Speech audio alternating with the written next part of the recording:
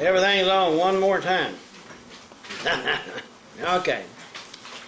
Baruch atah Yahweh Eloheinu melech haolam, asher kedishanu v'mitzvotav v'tzivanu l'shmoah kol shofar. Blessed are you, Yahweh Eloheinu, King of the universe, who has sanctified us by his commandments and commanded us to hear and respond to the call of the shofar.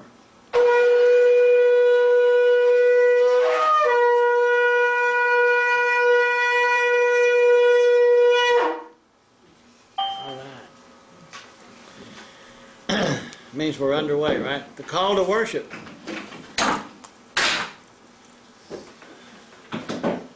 Huh. Just lay it up there every time. Yeah, just lay it up there. It won't roll off. Father, as we come before you this day, help us always to recognize and to know that this is your Shabbat, not ours and not somebody else's, and that we are called to celebrate and to worship you on your Shabbat, the way that you said do it. And Father, as we study your word this day, give us wonders and insights and understanding out of your word that we haven't seen. Help us to let this word be the only guide that we walk through life according to. B'Shem Yehoshua. Amen. And the readings for today, we're going to be beginning in Exodus, Shemot, in verse 2 of chapter 6. I've been reading backwards to forward for so long, I'm getting where I'm talking backwards and forward. Anyway, Exodus chapter 6, verse 2, and we'll be reading through chapter 9 and verse 35. In the half Torah today, we could do it in Ezekiel, or we could do it in Isaiah 66, but we're going to go directly to the book of Mark, and we'll be starting in Mark chapter 12 in verse 1. And I'm not sure how far we'll get through chapter 12. After all, there's 44 verses in that one chapter. Okay, and with that, verse 2 of Exodus chapter 6. And Yahweh spoke to Moshe and said to him, Ani Yahweh. You know, I've been told that I can spend hours sometimes just on verse 1. Now, I really hadn't planned to speak very much on this particular verse, but then it kind of occurred to me that when he says, Ani Yahweh, how many times has he told that to Moses? And how many times did Moses write it down? So in retrospect, how many times is he saying that to us? He's saying, Ani Yahweh, Ani Yahweh, Ani Yahweh, right? Do we need to be reminded of who he is? Do we keep him uppermost in our thoughts at all times? Do we sometimes forget who we're serving? And we need to be reminded. Well, I wasn't going to go into it for hours, but just to let you know that we could. In verse 3, and Elohim spoke to Moshe and said to him, the Creator spoke to Moshe and said to him, Ani Yahweh, and I appeared to Abraham, to Yitzhak, and to Yaakov as El Shaddai. But by my name Yahweh was not known to them. Now, did they really not know his name Yahweh, or did they not recognize that the name Yahweh comes from the root word Hayah, which means to exist? The covenant-keeping one. He said, I have established my covenant. He promised to Abraham that he was going to give him, a covenant and to his descendants. But none of them knew that covenant yet. None of them knew. And yet we're going to read as he's outlining and giving everything to Moses. We're going to read through here as he's saying he came down and he says, I have established my covenant with Abraham. You see, in his mind it's already done. But we have to come to know it. And our obedience to his word is what gives us the understanding of it. Until you start obeying his word, what understanding did we have? We didn't have nothing. We had a whole lot of what somebody else thought. We had a whole lot of somebody else's ideas and doctrines, right? Mm-hmm. But when did we ever become to know? Do you realize the minute you started reading and started doing what this word says, and this word began to come alive in you, and everything you know, you can say, I know, because that's what the word says. Nobody else can tell you different from what the word said. Why is that? Because the word is alive, okay? And the word has power to bring itself to pass. And the more of this word we get us, the more this word comes to pass in us. Eventually it'll all be there. And that is eternal life, because that's where creation came from. Isn't that an amazing thought? And it's so simple. And yet we're told over in John, in the beginning, he was the Word. You know, they don't even know that. Them people that read that stuff. Okay. Yaakov told Moses that he appeared to Abraham, Yitzhak, and Yaakov as the Almighty, the El Shaddai, Almighty strength, right? He appeared to them. They knew him. He's the creator of everything. But they have not known him as the covenant-keeping one, and now he's fixing to show himself as the covenant-keeping one. It's not that they didn't know his name. Go back to Genesis 28. In verse 13.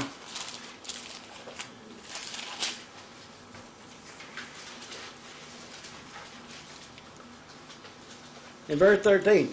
Now this was in a vision, you know, or a dream that Yaakov had. And in this dream, you know, he looked, and behold, Yahweh stood above it and said, I am Yahweh, Elohi of Abraham, your father, the Elohi of Yitzhak. In the dream, Yahweh spoke to him and he used his own name. So he knew who he was.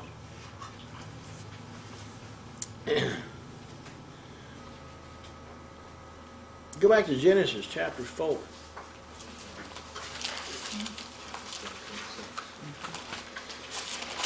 We're kind of bouncing around in some of this thing, looking, because the scripture says they didn't know him Yahweh. They didn't know his name Yahweh, okay? Remember the word name in our English, we just say name, well that's somebody's name, okay? Well, we can still know somebody's name but not know anything about them or who they are, right? But you have to remember the Hebrew word Shem, or Shem, which is translated name, also means the characteristics of. So it's not that they didn't know his name, but they just didn't know who he was represented by. The name Yahweh itself represents something, right? But it takes all the rest of this word to describe who he is. In Genesis 4 and verse 4, it said, Abel also brought of the firstling of his flock and of the fat, and Yahweh respected Abel and his offering. So there it is, Genesis 4:4. Now I know Moses was writing this. But it's kind of, you know, foreign to my mind to think that when Adam walked in the garden, he didn't know the name of the one he was walking with. Okay? And that's been passed down too.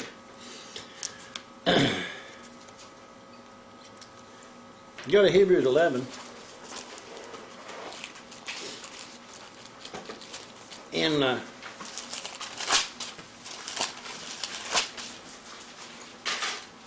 verse 8.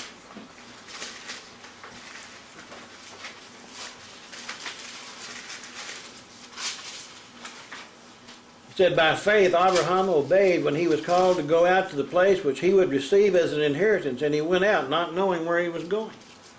By faith he sojourned in the land of promise. By trust. We need to get a hold of that word. Faith means trust. And if you talk about somebody just having faith, it means you got to have trust in somebody. And in order to trust somebody, you got to know what they said. Not only that, you have to know what they did in regard to what they said. If you know they keep their word, then you can have trust in them, right? But what if you know that that person doesn't keep their word? Then you don't have any trust, right? So he's telling us that we must have faith. We must have trust in his word. But we have to know what his word said, and we have to know how he responded to what he said. What makes Yahweh's word true? He is faithful to perform it. Simple concept, but I think it's an extremely important one that we must understand. By faith or by trust, he sojourned in the land of promises in a foreign country, dwelling in tents with Yitzhak and Yaakov, the heirs with him of the same promise. The heirs with him of the same promise. If we are heirs of Abraham, then we are heirs to the same promise that he made to Abraham. That's what it tells us in Galatians 3:29, right? Heirs to the promise.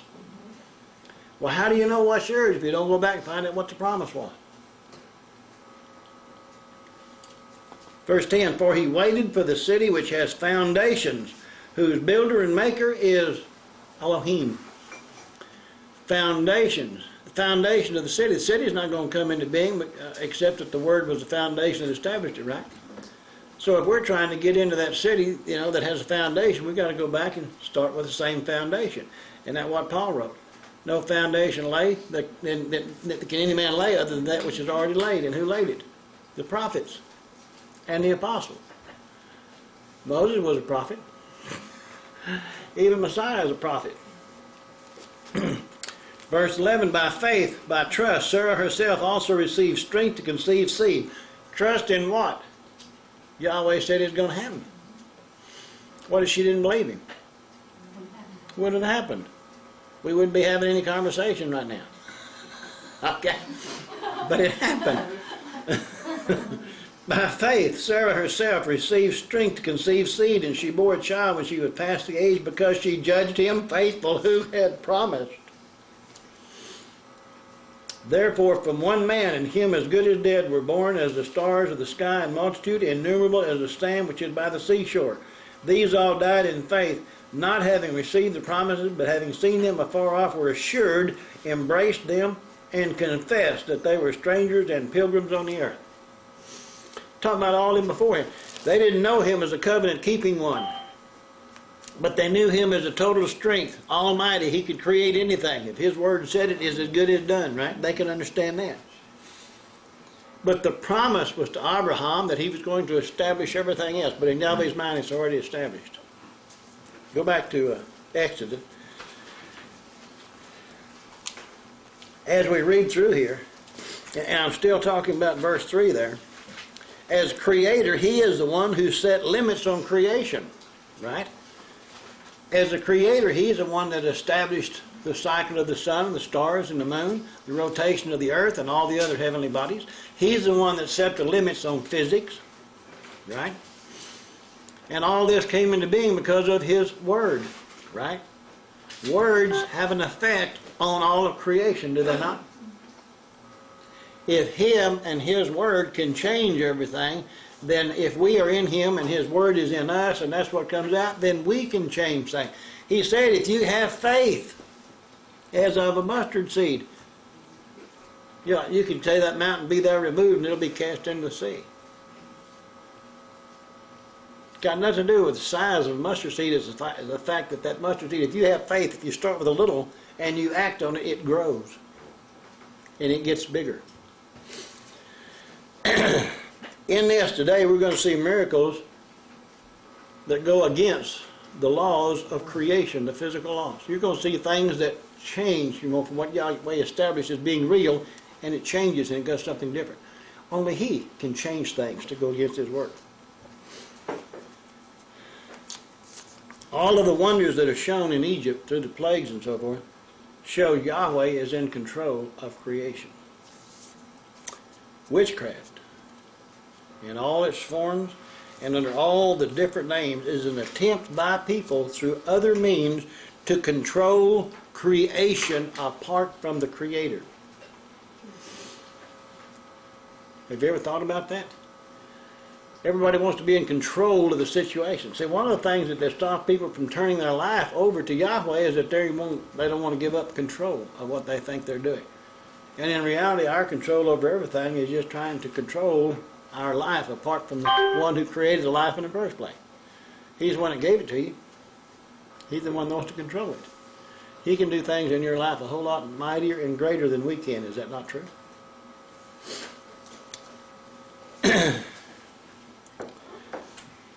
All of these things, from witches and sorcerers, the people that use spells, on down to people in everyday situations trying to manipulate other people in certain ways. Like the young wife who cries to try to get her way with her husband. I can make him do this, Or any little thing that we do to manipulate people, okay? But reverse psychology, isn't that not a form of manipulation?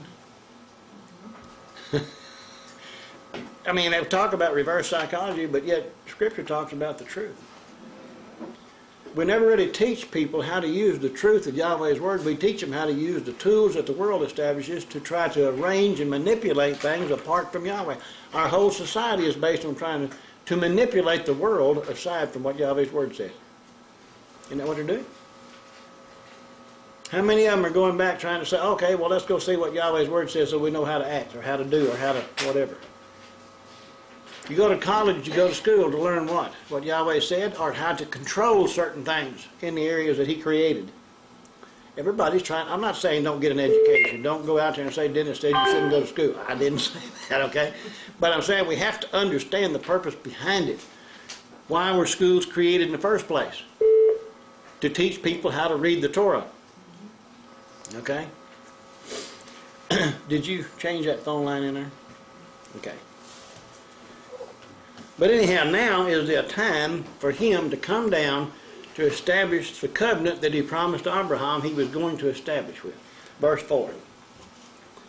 He said, I have also established my covenant. I thought he was going to. But now he says, I have. Because the minute he promised it to Abraham, in his mind it's done, right? When we say something to somebody and give our word, in our mind is it already done. Or when the time comes, we say, oh, well, I can't do it because of such and such. Or I can't, whatever, you know. I have also established my covenant with them to give them the land of Canaan, the land of their pilgrimage or sojournings in which they were strangers, or temporary residents is what that says. Okay?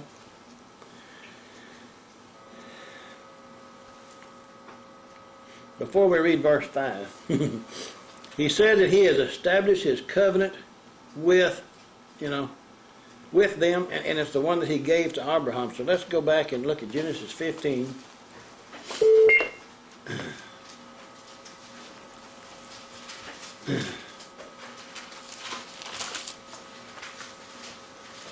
In verse 18.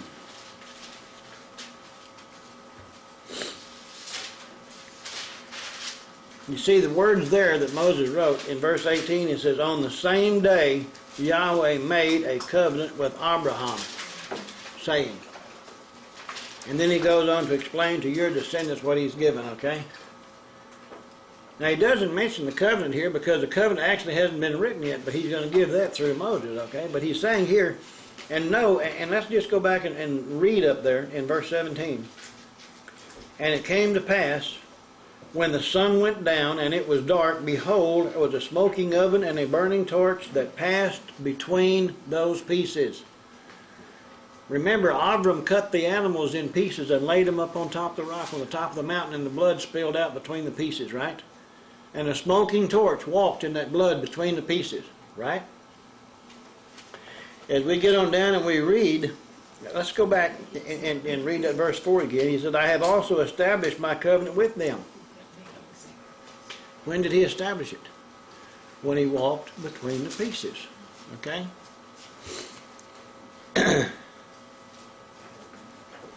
Go to Genesis, not Genesis, 2 Chronicles. In 2 Chronicles chapter 20.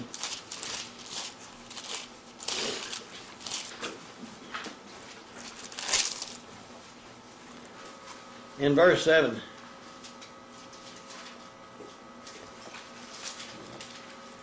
He said, are you not our Elohim, our Creator? You drove out the inhabitants of this land before your people Israel and gave it to the descendants of Abraham, your friend, forever. These people here in 2 Chronicles understood what this covenant thing was talking about, what he was going to do, who he was giving it to. Go to Psalm 105. If all y'all heard all this before, just bear with me because there's some here that hadn't heard it.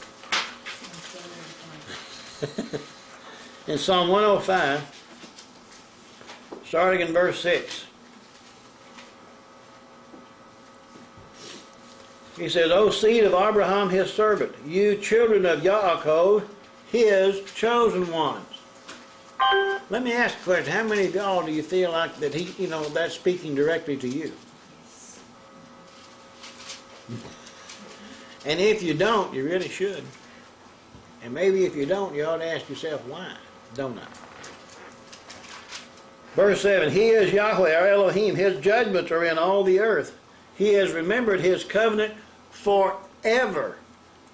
The word he commanded for 1,000 generations, which he made with Abraham and his oath to Yitzhak, and confirmed it to Yaakov for a statute, to Israel, an everlasting covenant, saying, to you I will give the land of Canaan as the allotment of your inheritance, when they were but few in number indeed, very few, and strangers in it.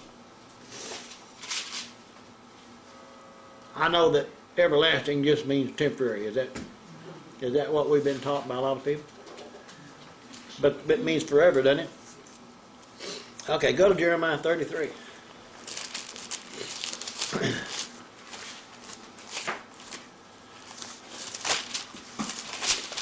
In Jeremiah 33, in verse 19. I mean, by the time we get down to Jeremiah and the prophet, we've had, a few kings and come and go of Israel and Judah and so forth, and all kinds of things that have happened in between time.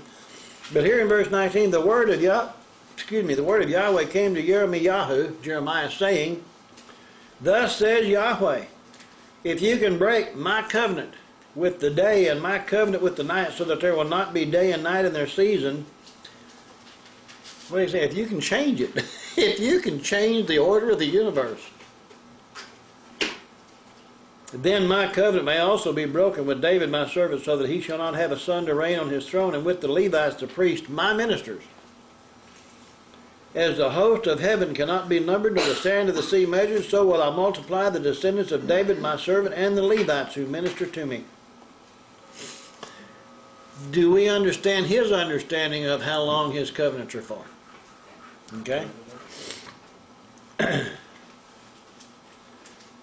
Verse 23, Moreover, the word of Yahweh came to Jeremiah, saying, Have you not considered what these people have spoken, saying, The two families which Yahweh has chosen, he has also cast them off?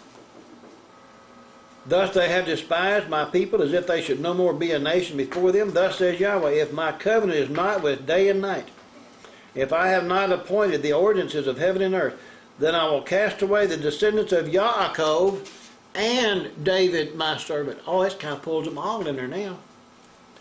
So that I will not take any of his descendants to be rulers over the descendants of Abraham, Yitzhak, and Yaakov, for I will cause their captives to return and will have mercy on them. Now remember, his covenant goes back to have mercy with all those who keep his commandments. Okay? So there is a condition there.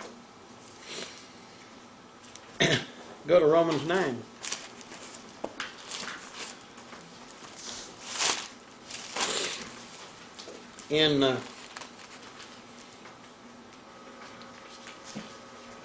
Well, I want to get down to verse 8, but go back to verse 1. I tell the truth in the Mashiach, I'm not lying. My conscience also bearing me witness in the set-apart spirit, that I have great sorrow and continual grief in my heart, for I could wish that I myself were accursed from the Mashiach, for my brethren, my kinsmen, according to the flesh, who are Israelites, to whom pertain or belong the adoption, the glory, the covenants, the giving of the Torah, the service, and the promises, of whom the fathers, and from whom, according to the flesh, the Mashiach, who is over all, eternally blessed Elohim. Amen. But it is not that the word of Yahweh has taken no effect, for they are not all Yisrael who are of Israel, nor are they all children, because they are the seed of Abraham. But in Yitzhak your seed shall be called. That is, those who are the children of the flesh, these are not the children of Yahweh, but the children of the promise are counted as a seed, or as the seed. The children of the promise. The promise was made to Abraham, okay, and that was the covenant that he was giving also. So those who are counted children are those who keep the covenant. They're the ones who have the promise. What if you're not keeping the covenant? What have you got? Nada. Nothing. Curses. Yeah. Go to Galatians 3.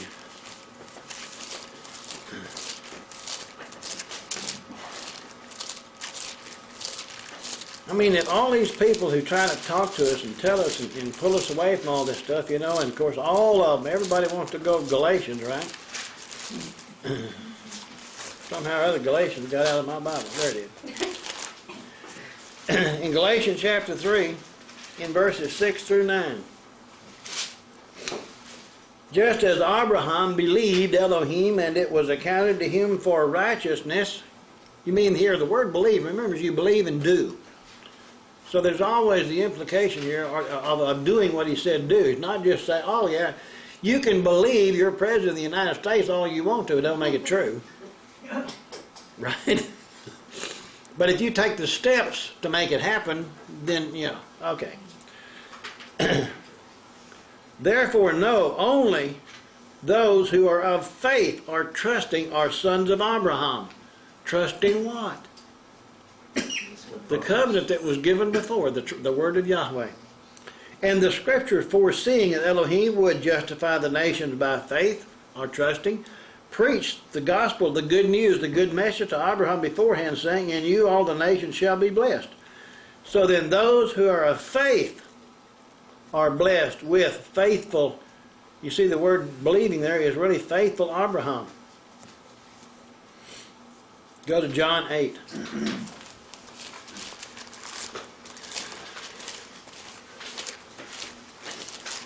In verse 37.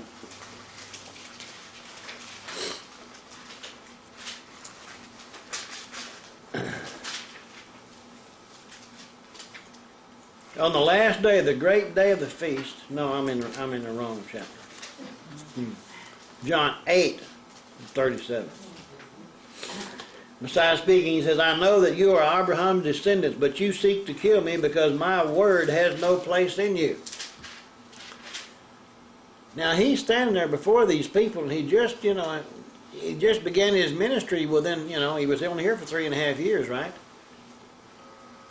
So what word is he talking about? My word has no place in you. What word is he referring to? The one he gave through Moses and the prophets, if he is the creator.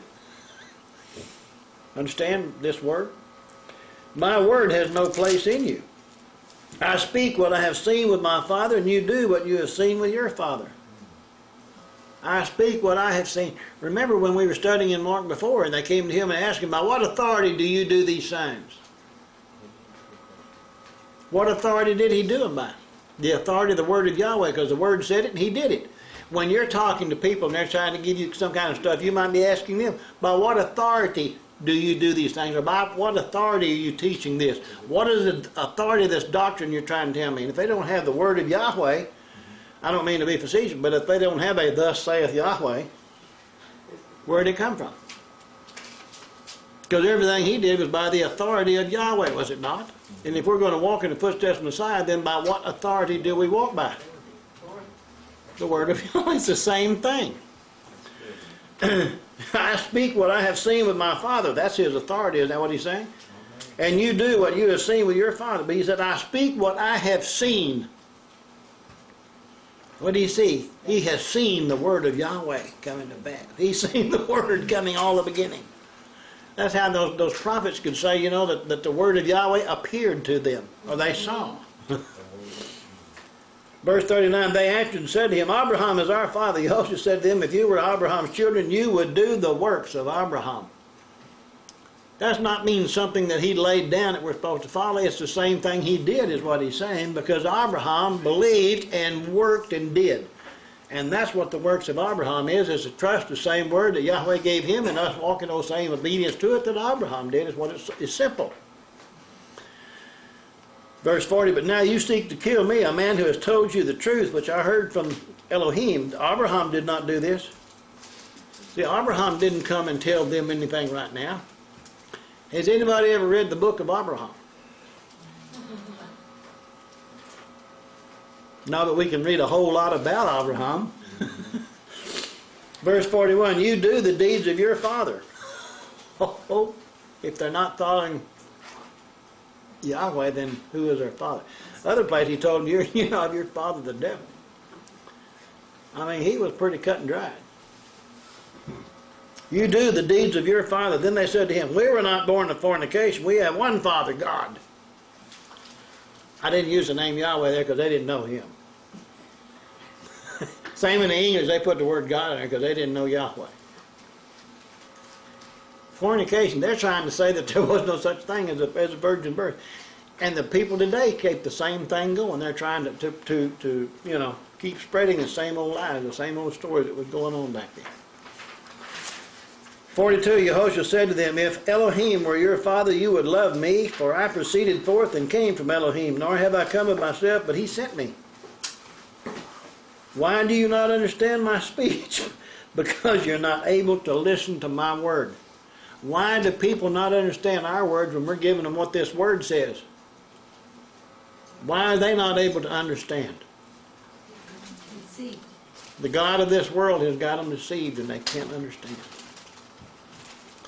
You are of your father the devil, and the desires of your father you want to do. He was a murderer from the beginning and is not standing in the truth, because there's no truth in him. When he speaks a lie, he speaks from his own, for he is a liar and the father of it. But because I tell the truth, you do not believe me.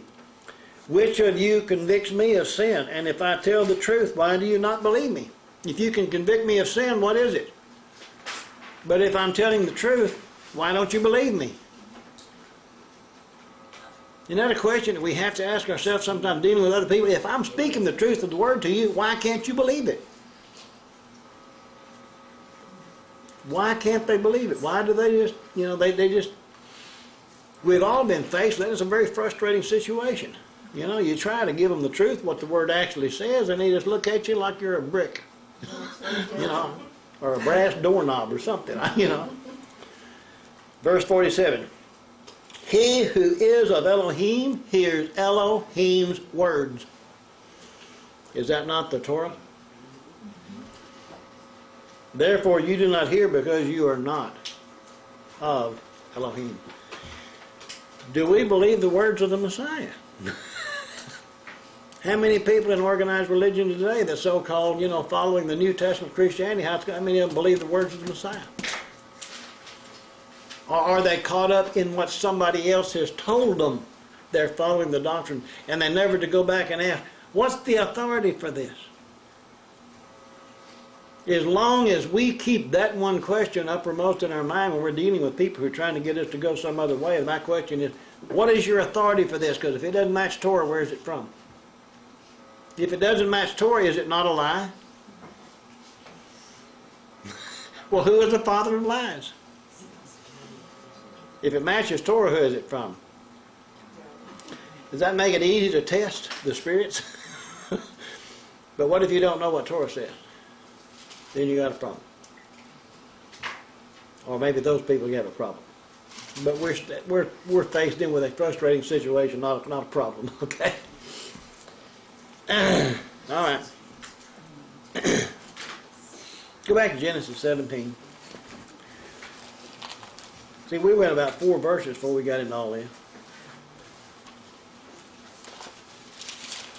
Genesis 17.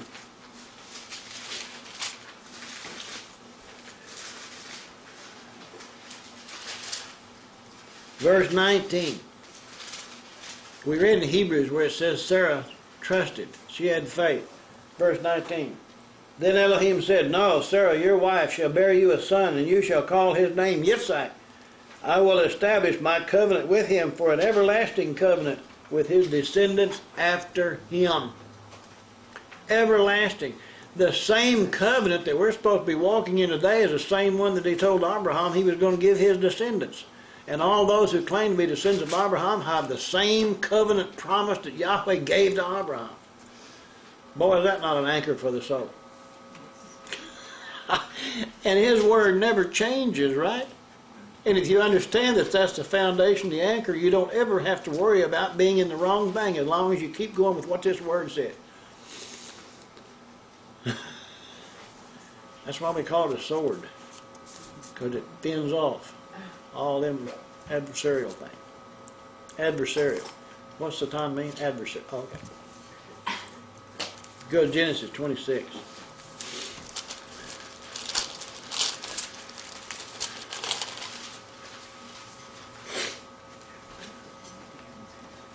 In 3, 4, and 5. And I keep going around all these things because we have to look at all these various and sundry words that establish the truth. Genesis 26, verse 3. This is a promise to Yitzhak. Sojourn in this land, and I will be with you and bless you. For to you and your descendants I give all these lands, and I will perform the oath which I swore to Abraham your father. He's on you. Does anybody understand that the descendants, all those who consider themselves descendants of Abraham, are going to have to wander in a land until the appointed time when they go to be with him. That's what Abraham and all the rest of them were looking for. A city not made with hands. Eternal. That's what we're looking for. In verse 4, and I will make your descendants multiply as the stars of heaven. I will give to your descendants all these lands, and in your seed all the nations of the earth shall be blessed, because Abraham obeyed my voice and kept my charge, my commandments, my statutes, and my laws. And you know what the word obeyed is in that verse? Shema. Heard, understood, and obeyed. He who has ears to hear, let him hear.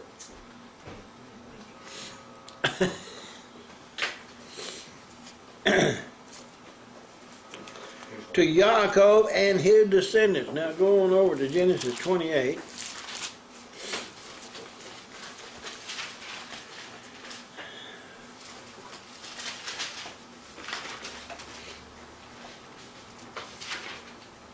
And 13, 14, and 15.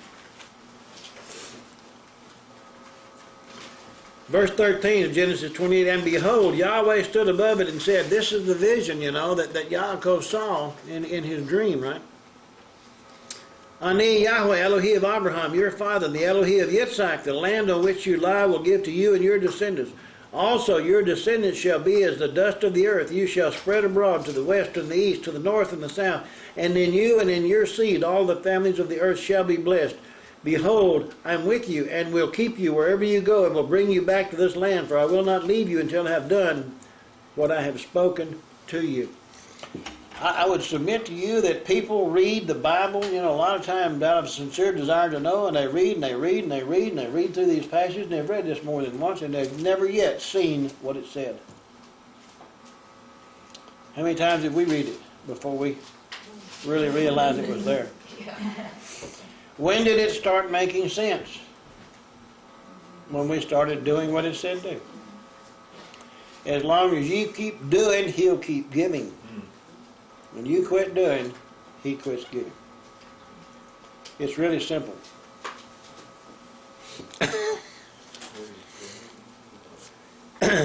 Go back to Exodus there.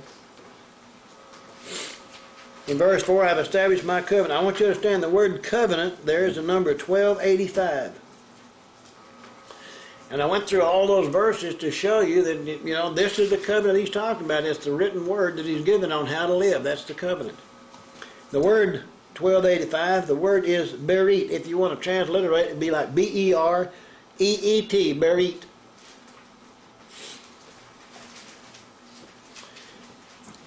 Definition. This word, in the sense of cutting a compact, because made by passing between pieces of flesh. The definition of this word. When did he do that? When he walked in the blood upon the mount. Are we beginning to see now this covenant and what this is, made by peace? And everywhere you see this word covenant, it's this number 1285. Okay? In the New Testament, the word covenant is translated by the number 1242. The Greek word, though, means new disposition.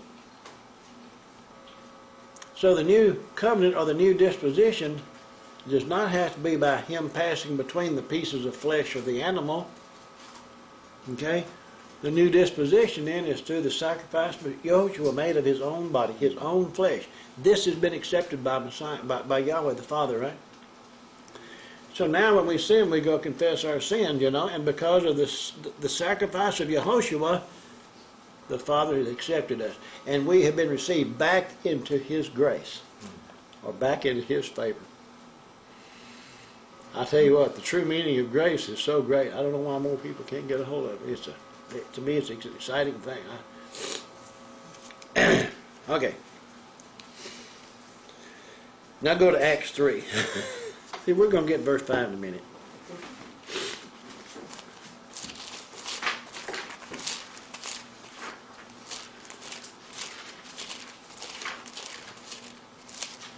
In Acts chapter 3,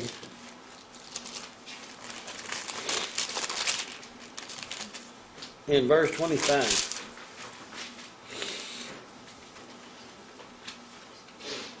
Now in Acts chapter 3 here, is not this thing written after the death, burial, and resurrection of the Messiah? And we've been told that you know, well, after his death there's a new covenant, right? But yet the writer of the book of Acts here in verse 25 is writing, he's saying, you are sons of the prophets and of the covenant which Elohim made with your fathers, saying to Abraham. Now this book of Acts is referring to what covenant? The one he made with Abraham. Where is the new? Or is the new part, he did away with the old animals to establish the new, which was his sacrifice. The new disposition. Same covenant. The medium of effect is different. From animal blood, his blood. Okay? Go to Galatians 3. Galatians is really a good book. You really don't have to be afraid of Galatians if you really just read it. Because all them other people don't read it. They just, you know, as they read it, they're reading the words that somebody else spoke in their ear. They never really see what's printed on the page, I don't think. Galatians 3 and verse 17. Boy, if I started reading there, you ought to be upset.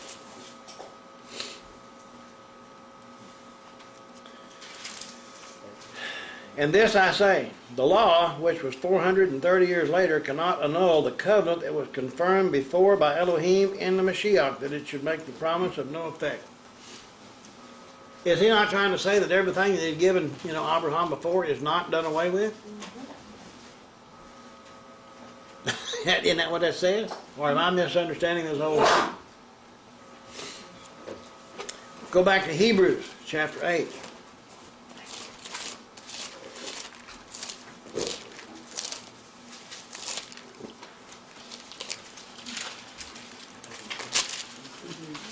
Hebrews chapter 8 and in verse 8.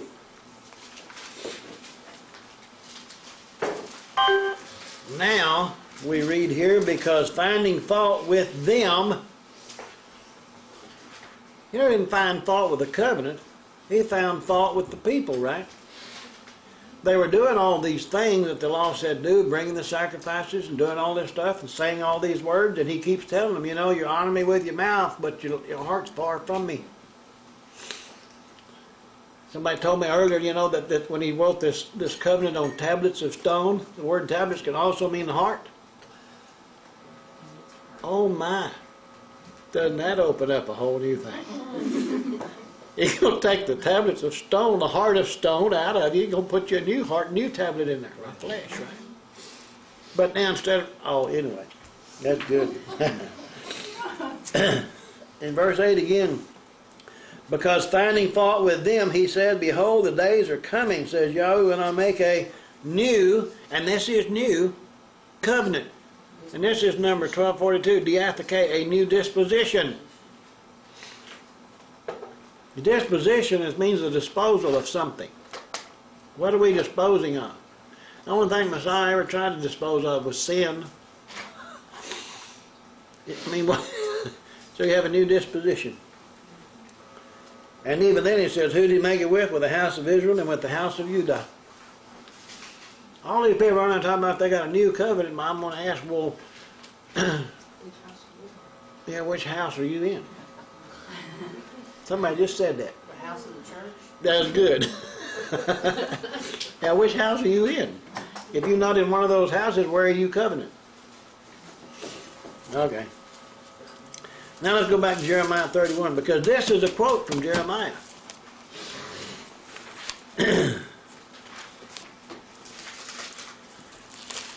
Jeremiah 31.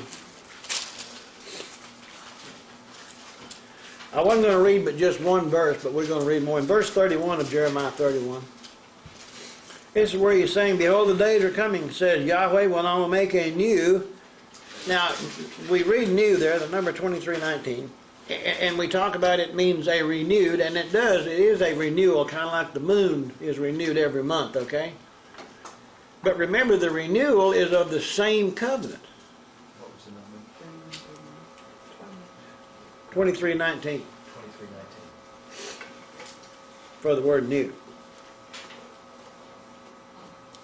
Says Yahweh, when I'll make a new covenant, and see, there's that 1285, Berit, with the house of Israel and with the house of Judah.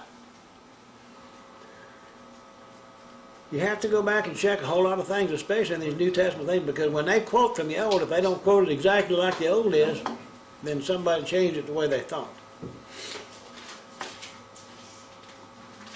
But see, in verse 33, this is the covenant I will make with the house of Israel after those days, says Yahweh. I'll put my law in their minds and write it on their hearts.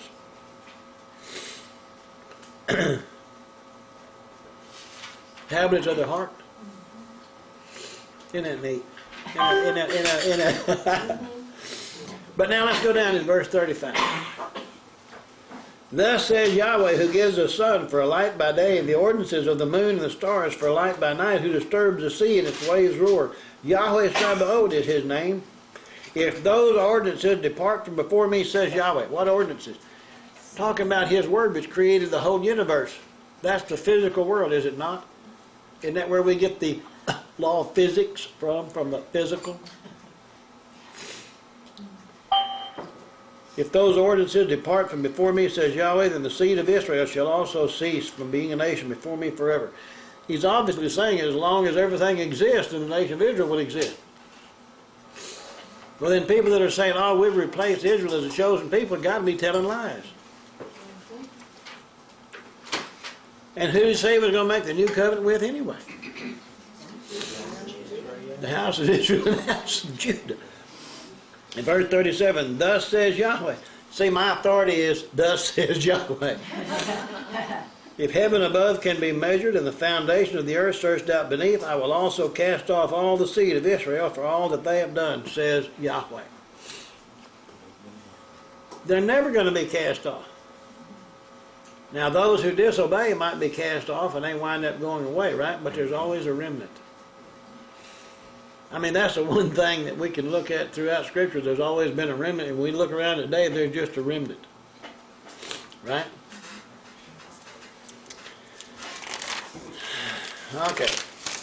Go back to Exodus. We're going to move on. But I want everybody here, as you look at it in verse 4 and 5, I have established my covenant. Remember what covenant means? Passing between the pieces.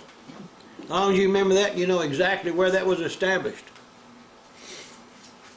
To give them the land of Canaan, the land of their pilgrimage, in which they were strangers. And I have also heard the groaning of the children of Israel, whom the Egyptians keep in bondage, and I have remembered my covenant. I have remembered what I said. I remembered my promise. I remember what I said to them. And he remembers what? Because at that time he said at the appointed time. He said they're going to be down there for 400 years. So at the appointed time he came down to establish, to do. Therefore say to the children of Israel, Ani Yahweh. He said that to Moses, and now he's telling him, be sure and tell them that I said, Ani, I am Yahweh, Ani. And I will bring you out from under the burdens of the Egyptians. I will rescue you from their bondage, and I will redeem you with an outstretched arm and with great judgments. To bring out from under the burdens means that he's going to bring them out from forced labor, compulsory service of the Egyptians, which includes religious practices. You know, if you're forcing people to do those things, you're trying to force them to follow your gods as well, right? How many gods did they have? Bunches. I mean, you know, when we go through these plagues and look at all these gods and how they're represented and some of the things they do, man, it's really kind of wild. And with an outstretched arm.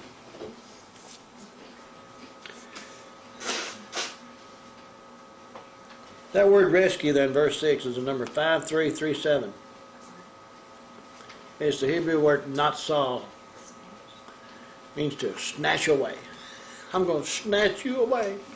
If he did it for them, why not for us? It's really unfortunate that a whole lot of people can't believe that Yahweh is going to snatch away His people because humanitarianism, humanism, whatever term you want to apply on it, people look around and hear what they think, and somebody said sometime, and they said it in a very sincere voice, oh, God is too good. He's not going to kill nobody. Isn't that what people think? And it's these ideas and these thoughts, surely He wouldn't do that. Surely He wouldn't do that. And the love of man for man keeps people from believing what Yahweh's Word says.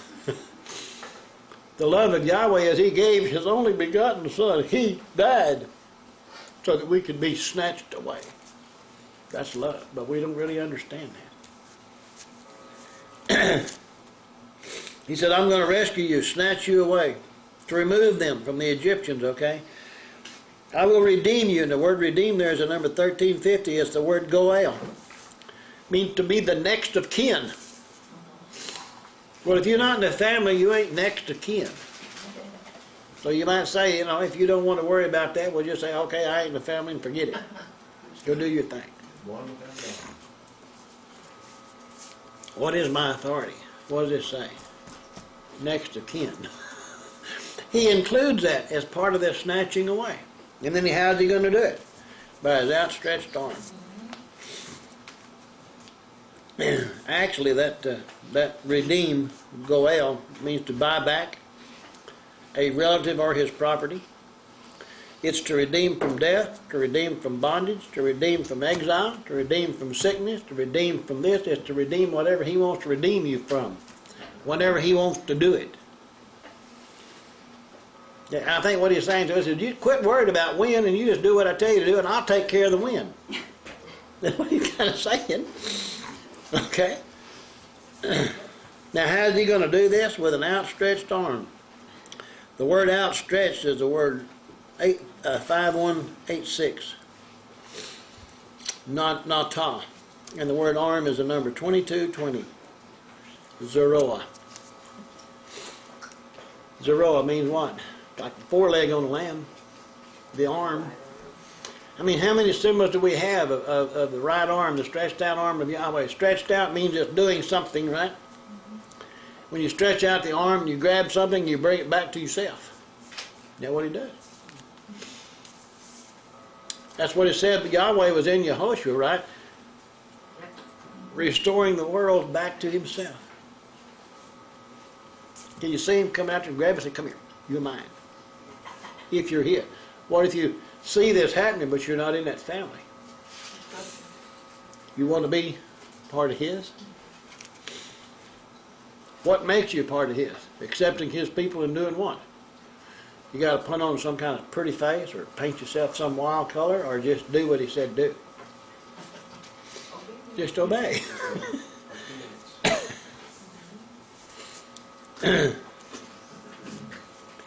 And He says He's going to do it with great judgments. That word judgments is of number 8201. The root word is shephet, okay? Or the word here is shephet. This particular word is a verb denoting action. By great judgment, there's going to be great actions that He's going to perform, okay? This word, shephet 8201, comes from a root word, 8199, which actually means to inflict. So He's going to enact by inflicting judgment, something on something, right? And the root word 8199, to inflict, shaphat, actually means to vindicate or to punish. But it also means to govern. It means to pronounce sentence. And we see there will be an infliction of great plagues for specific purposes. So each one of these plagues that comes is to inflict punishment or something, or verdict against something for a specific purpose.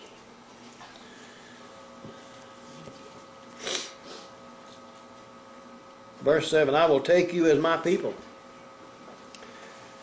and I will be Elohechem. Then you shall know, Ani Yahweh Elohechem, who brings you out from under the burdens of the Egyptians. Verse 8, and I will bring you into the land which I swore to give to Abraham, Yitzhak, and Yaakov, and I will give it to you as an heritage. I am Yahweh. Everything he's going to bring them out and give them is their inheritance. What belongs to us besides the land? The word of Torah. That's an inheritance that is passed down to those who are descendants of Abraham. Anybody understand how an inheritance works? It's given to somebody and then passed down to the heirs. And if it's passed down to you, it belongs to you. I guess you can always choose to throw it away, right? It's so simple.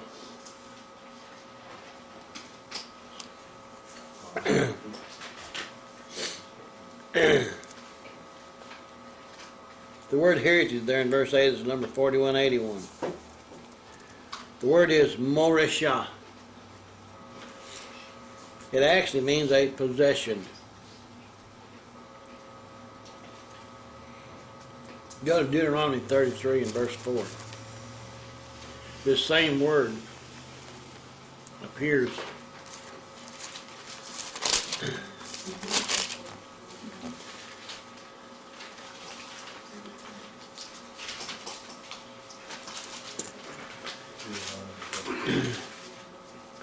now in verse 1 of Deuteronomy 33, it says, "This is the blessing with which Moshe, the man of Elohim, blessed the children of Israel before his death." So he said this is a blessing that he pronounced on the children of Israel before he died. Okay? And then in verse 4 he says, "Moshe commanded a Torah for us, a heritage, morashah, a possession of the congregation of Yaakov." If anybody's trying to tell you this old law, this Torah thing's been done away with, they're trying to steal a possession away from you. And who comes to steal? Hasatan. I mean, if you don't know what's yours, then you really don't know what to protect, do you? You gonna let somebody steal the Torah away from you if Yahweh says it's a possession of yours? Because it's our life, isn't it? I know I'm preaching now, right? Okay. Anyway, that'll preach. So both the land and the law, the Torah, are possession belonging to the people, the descendants of Abraham. Go back to Exodus there.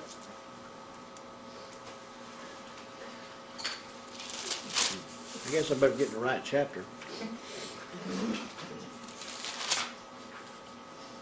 In verse 9, "So Moshe spoke thus to the children of Israel, but they would not heed Moses because of anguish of spirit and cruel bondage." I think in a lot of ways today, sometimes when you talk to people that are really in all kinds of strife and having trouble and everything else, they're so mad, and they're so embittered, they're so, dispirited and all kinds of stuff. What are you talking about? They ain't no God. I had a man tell me one day, he said, "Man, he ain't no God. If there was a God, he wouldn't let us kill all these babies we're killing." They forget.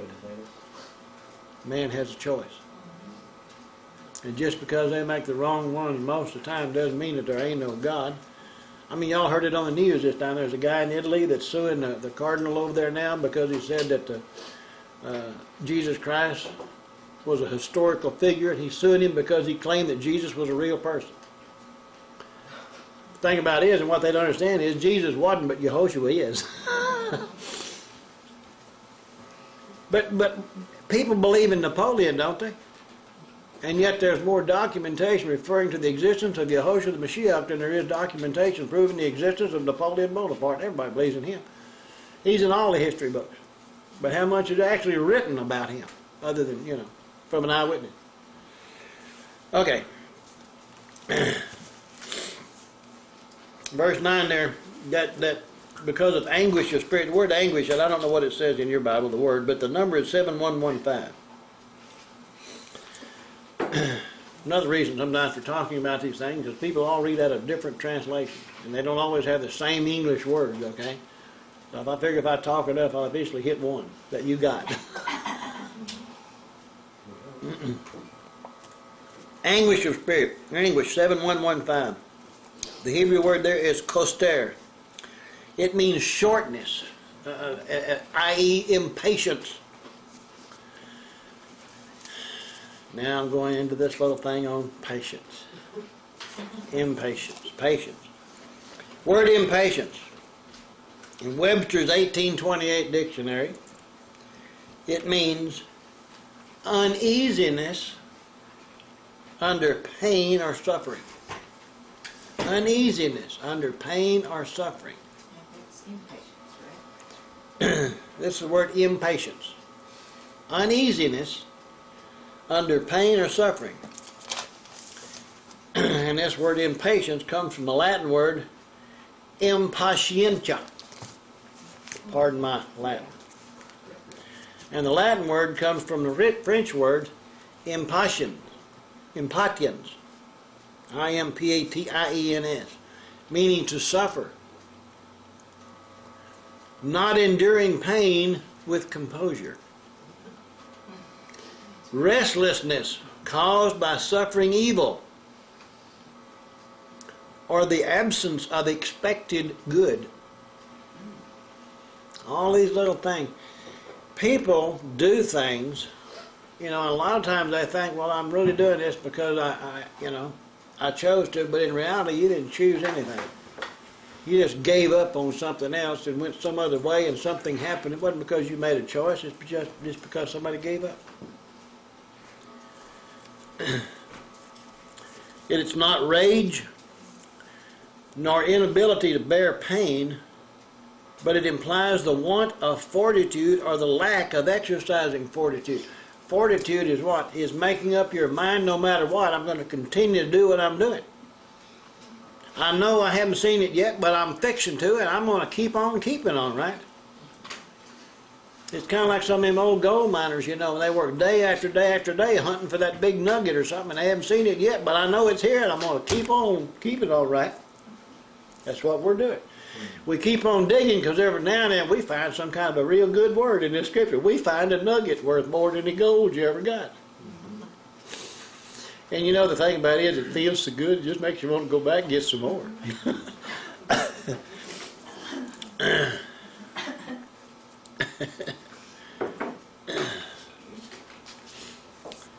This word, you know, also disposition, okay? Fortitude is the basis of courage or patience.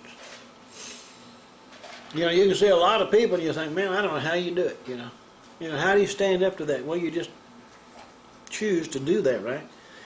You can decide to feel bad and just give up. Or you can decide, no matter how bad you feel, just keep on. And don't let it get the best of you, right? Aren't we all faced with that situation at some time? Eat for the smallest thing in our life to, you know, man, I planned on doing something, it rained, and now I can't. You know, I mean, there's all kinds of things. And the scripture tells us a lot of people, man, if they start seeing the wind, they won't go plant seed, right? Or if they start seeing the rain, it stops them from doing something else. He said, man, you see this, you won't do that. We all do things based on something that we see because we have faith or decide that, well, the conditions that exist are greater than what I intended to do, or I can't change them or whatever.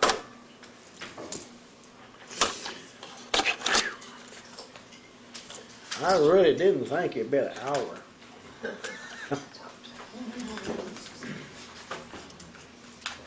Because we got a lot more scripture to read. Okay.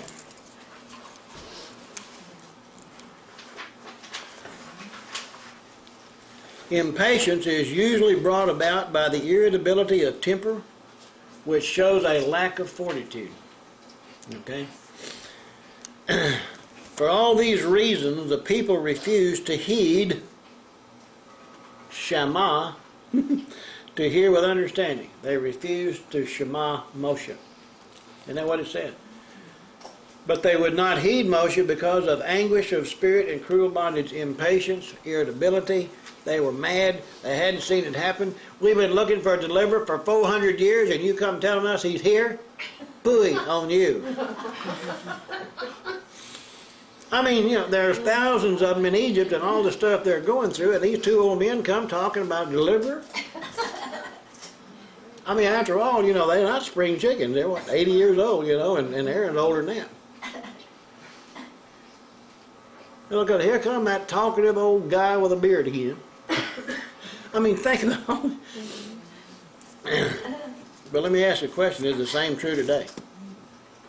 Is it true today? Go to Matthew 18.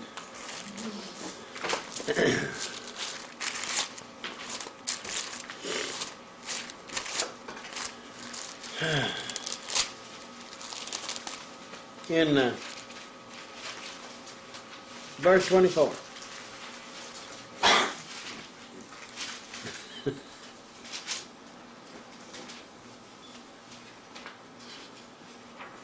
Let's start in verse 23. Therefore the kingdom of heaven is like a certain king who wanted to settle accounts with his servants. Remember, this is a parable talking about the kingdom of heaven.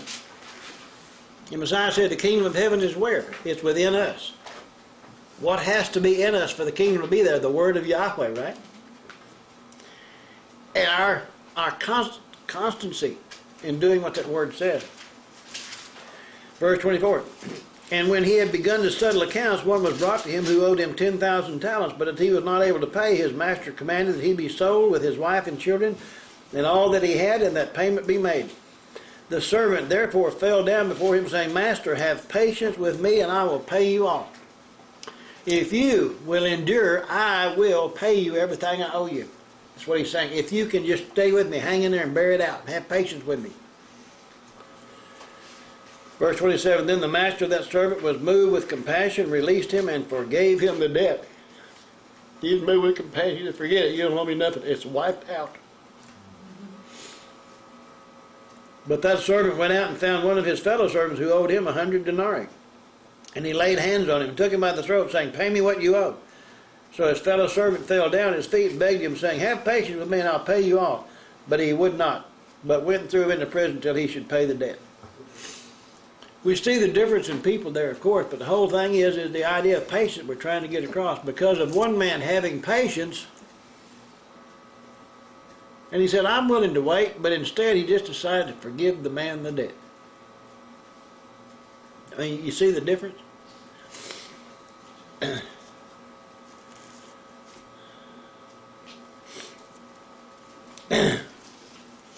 This word, well, go to Luke 8. I don't want to get ahead of myself. In verse 15. This again is a part of the parable of the sower sowing the seed. I'm talking about us having patience. I'm talking about us walking in obedience to the word, which is the seed that comes from Yahweh. And here in the parable of the sowing of the seed, he says in verse 15, but the ones that fell in the good ground are those who, having heard the word with a noble and good heart, keep it and bear fruit with patience or endurance, is what the Greek text there refers to. You got to endure. If you say, well, it didn't work today, well, what about tomorrow? How soon do we give up?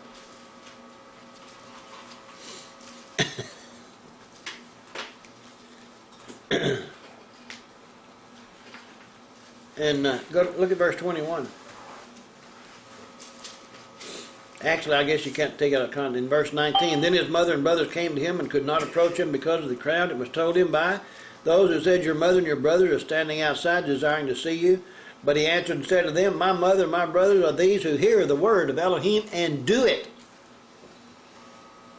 How can people still keep talking about that old Torah done away with when he's saying those who keep that word are my brothers and sisters? Somebody's not understanding what they're saying. Go to chapter 21 of Luke. The other thing we need to understand too is that, having patience is not just an Old Testament Torah thing, it's throughout, and it's what Messiah said, and it's never changed. In chapter 21, beginning verse 12. And he'd gone through listing a whole bunch of stuff that's going to happen. He said, but before all these things, they will lay their hands on you and persecute you, delivering you up to the synagogues and the prisons, and you will be brought before kings and rulers for my name's sake. He's kind of talking, and a lot of that thing took place, right?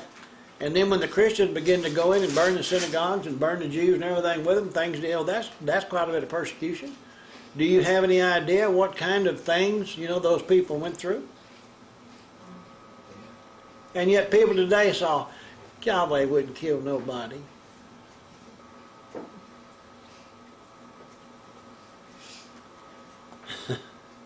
In verse 13, but it will turn out for you as an occasion for testimony.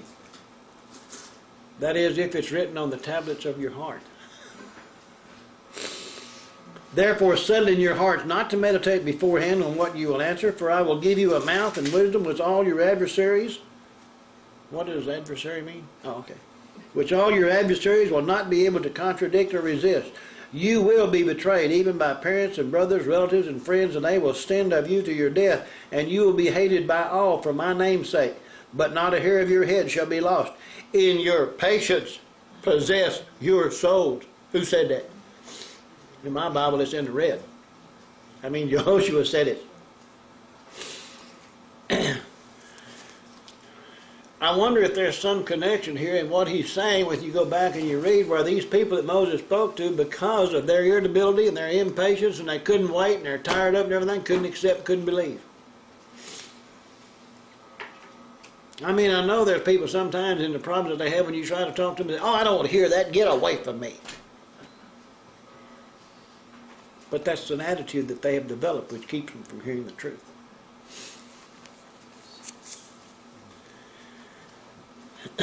The word attitude in English comes from a French word, attitude, meaning posture. The Spanish word is actitude, which comes from a Latin word, actus. The Italian word, attitudine, is posture and firmness. Attitude and aptitude being united in the same word. Aptitude meaning the disposition for a particular purpose. The attitude of an airplane, an airplane won't fly if it doesn't have the correct attitude. Attitude then means being got to be lined up in direction with the wind. If it's going in the wrong direction, it won't fly. It's got to be in the right direction. If it's wrong, if it goes up, it'll just kind of go over and back down the other way. But it has to have the correct attitude. And everything in that airplane control-wise is designed so that the one that's flying it can keep the correct attitude. We're all pilots in our life, right? Have you ever seen these signs on vehicles and stuff, it says, God is my co-pilot? You need to change seats. Let him be the pilot. Attitude and aptitude. Altitude just means how high you are. You can be up high altitude up on a mountain. Or, if you can't hold your balance standing on a bed, you might be at the wrong altitude. I don't know. That's just how high you are. Okay? But the attitudes that we have determine the disposition our spirit takes. The attitude that we have. The attitude is something that we kind of develop because all of the things that we've seen and touched and felt with our senses. Touch, feel, smell, we see all these things, we take in this information, and then we develop a reasoning and an attitude, okay? And then the attitude that we develop determines the disposition that our spirit takes. Disposition is what we do with the information we've received. And it's during a time of trial or testing. And all this stuff is going to happen, right? The toughness of spirit, or lack of it, allows us to quit. If you don't have that toughness, that mental toughness, that attitude says, I don't care, I'm going to do it. Can't quit. You can't whip somebody that can't lose. No matter what you do, you can't beat them. The toughness of spirit, or the lack of it, allows us to quit. Therefore, being overcome. When you quit, you get overcome. Or this toughness drives us to persevere in steadfast diligence. I mean, I don't care what's happening. You just keep on going, which then causes us to become overcomers. Isn't that what he's saying? Those who overcome will inherit the things that he has. All of these things that I'm talking about right here have got nothing to do with outside things. Got nothing to do with money, or got nothing to do with any kind of physical thing. All of it is based on our mind and how it operates through our spirit based on what we receive with our senses and the decision that we make to do something with what we've received. It's all inside. That's what it takes to become an overcomer. If you can't quit, you can't lose. Okay?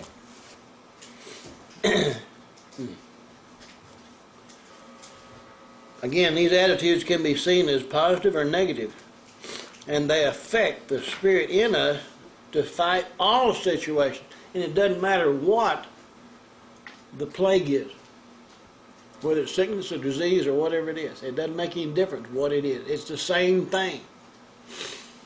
If your car gas tank won't hold gas, and it's the same thing as having a broke foot. You can't go somewhere.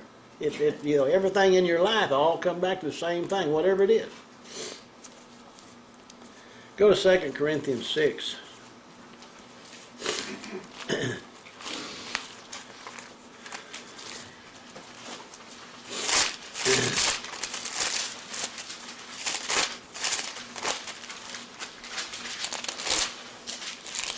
In 2 Corinthians chapter 6 and in verses 4 through 12.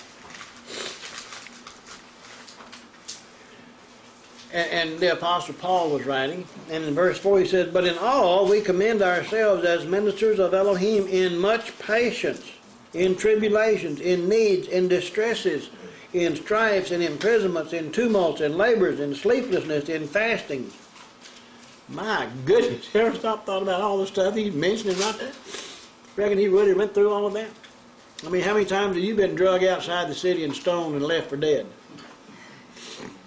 I mean, he went through it a time or two. I mean, worst thing ever happened to us is somebody throwing a bad word back at you.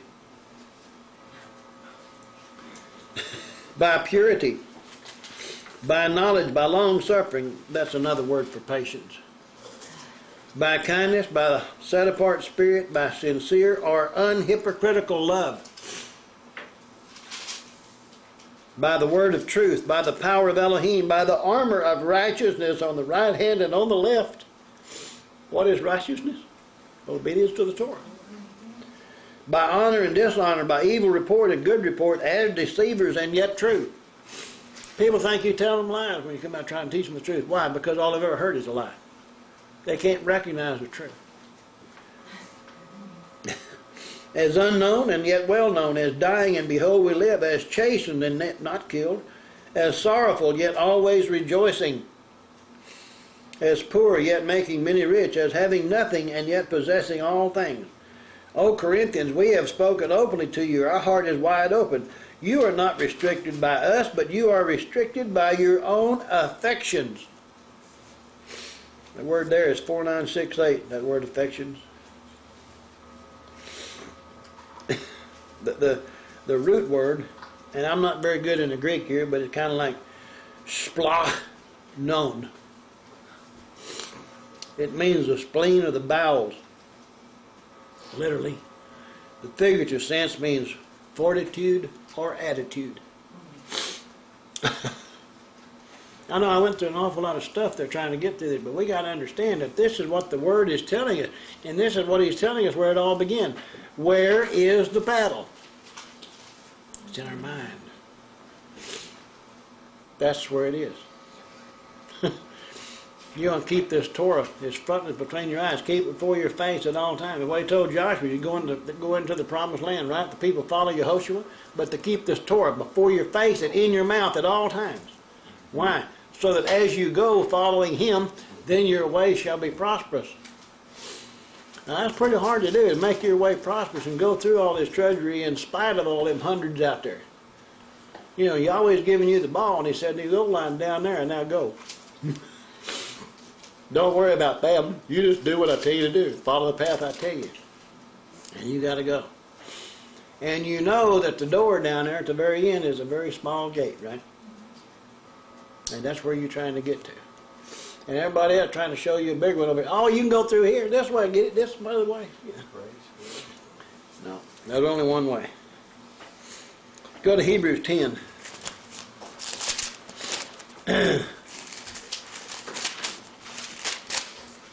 I hope y'all had as much fun as I am, but this What is your most favorite passage of Scripture? I don't know, but that's pretty good. In Hebrews chapter 10, in verse 35, he says, "Therefore do not cast away your confidence." 39:54 there, outspokenness or assurance. "Do not cast away your confidence, which has great reward. For you have need of endurance, so that after you have done the will of Elohim, you may receive the promise." All of our concentration has to be on doing His will up front, and then recognize that the promise will come afterwards. But as long as all we can think about is the promise, then we're really not really concentrating on doing the will. Not that we don't want that, okay? That's a pretty good incentive, right? But our concentration has to be on the will. And you know what I would suggest to you? That the more you concentrate on the process of getting there, the less you'll recognize the good thing when it happens. But then you'll wake up one day and say, "Oh my, I already got it." Depends on what we're thinking about. Verse 37, "For yet a little while, and he who is coming will come and will not tarry." You ever heard people say, "Oh, well, if he tarries." But what does it say? He ain't gonna. "Now the just or the righteous shall have faith, or shall have life by faith." That's again, it's a direct quote from Habakkuk. "But if anyone draws back, my soul has no pleasure in him." So who is Yahweh looking for? Those who have the spiritual desire and the determination and the courage and the fortitude to just keep on doing it. What He said do, regardless of what anything else happens. Overcome. And become overcomers. That's right. That's what He wants for us. And it's not like you're having to overcome and get Him to do something for you. He's already said, "I've given you my word, and if you follow my word, the result you're looking for will come, because my word will bring itself to pass in your life."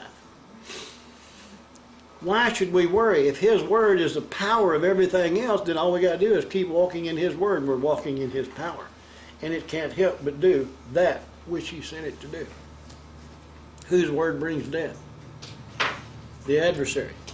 Which way you want to go. Get off of His word, and you're on that other path. It doesn't make any difference which side, left or right. You're off the word. You got to stay on the beam. There's all. I mean, people understand that you bring an airplane in to land it, you want to bring it in on the beam, right? What happens if you get off the beam? You out in the field, you're not on the runway. I mean, it's, you know. Verse 39. "But we are not of those who draw back to what? Perdition or destruction, but of those who believe to the saving of the soul." What's most important? That you got all your fingers when you go to hell? Or you still got your soul intact when you wind up in heaven? I mean, that's the whole thing, isn't it? So we go to James chapter 1. What I'm trying to get at is the New Testament so-called commentary is not saying anything more than what the Torah is teaching us. In verse 1, 2, and 3 of James chapter 1. "James, or Yaakov, a servant of Yahweh and of the Master Yehoshua the Mashiach, to the 12 tribes which are scattered abroad." Tells you who he's writing to, doesn't he? Are we part of them tribes scattered? Is he writing to us? Isn't that neat? Okay. "My brethren, count it all joy when you fall into various trials, knowing that the testing of your faith produces patience." You see, y'all thought I was just making all these things up, but you know, they're talking about patience a whole lot. And a lot of this so-called commentary, New Testament stuff, is talking about having patience. Go to Revelation chapter 3.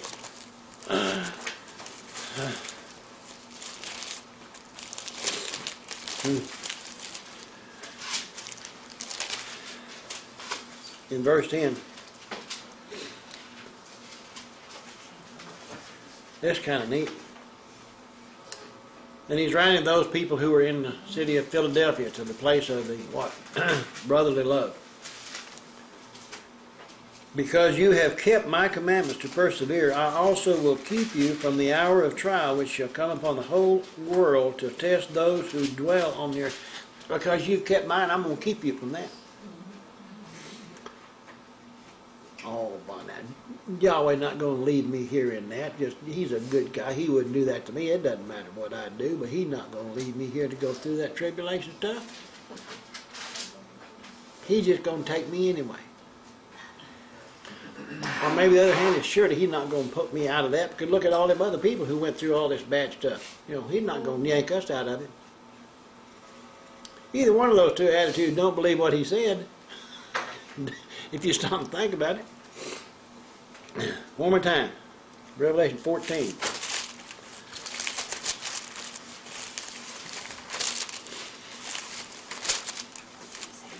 In verse 12. Revelation 14, verse 12.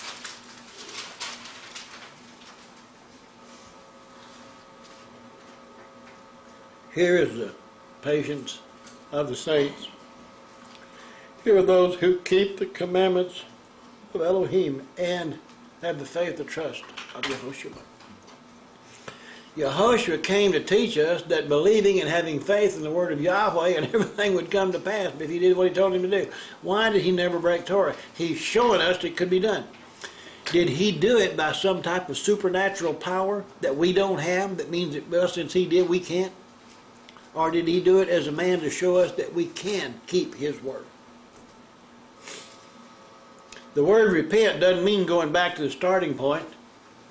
It means confessing where I was wrong and stopping, and from this point on I start doing what I'm supposed to do from right now.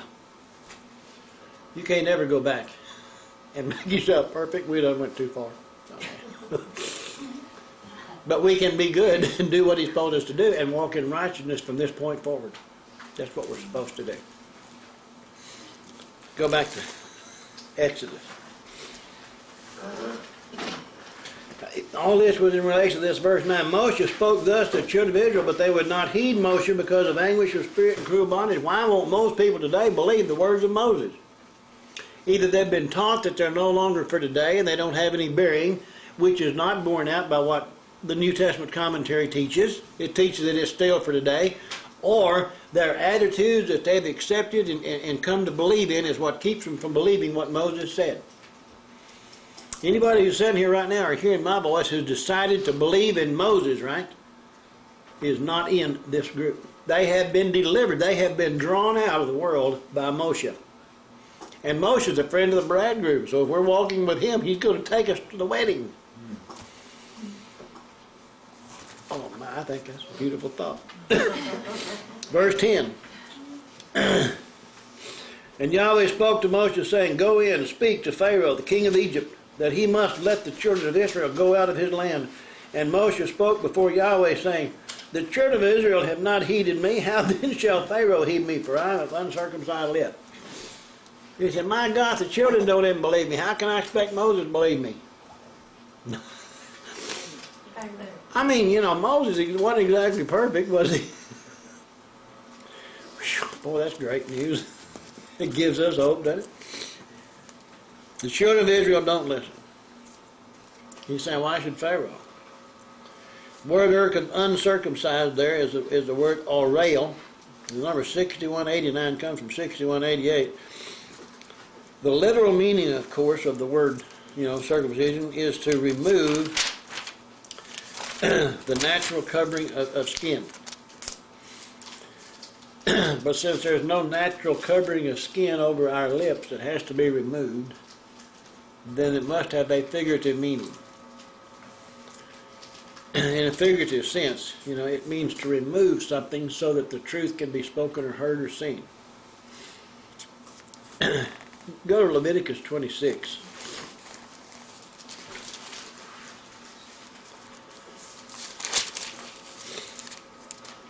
All these little things that we learn, just this one little phrase, talking about him, of uncircumcised lips, right? Once we get a real handle on that, then it helps us in the situation talking with other people. Leviticus 26 and verse 41.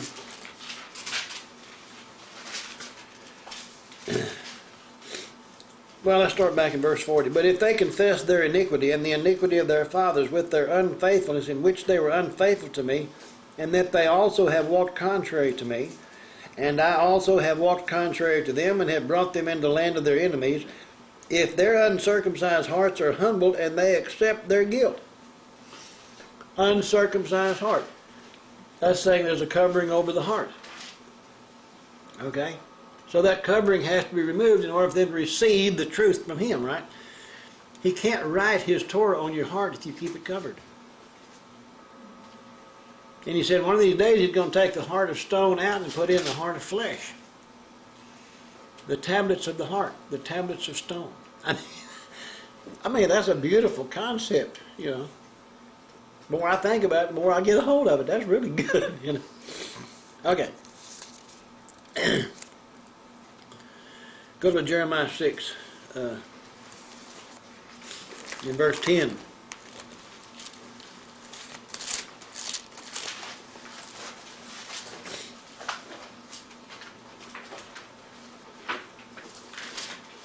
Verse 10, he asked, to whom shall I speak and give warning that they may hear? Indeed, their ear is uncircumcised, and they cannot give heed, because the word of Yahweh is a reproach to them. They have no delight in it. Talk about, you know, uncircumcised lips, uncircumcised heart, uncircumcised ears. When he said, he who has ears to hear, let him hear. He's talking about those, if you don't have a, you know, if you don't have it removed the covering, then you can't hear. What about the eyes? Scripture tells us, you know, that in reading of the ancient contract, the Jewish people, you know, their eyes are still veiled. That's the covering, right? And that covering, you know, when they turn to Messiah Yehoshua, that covering is removed.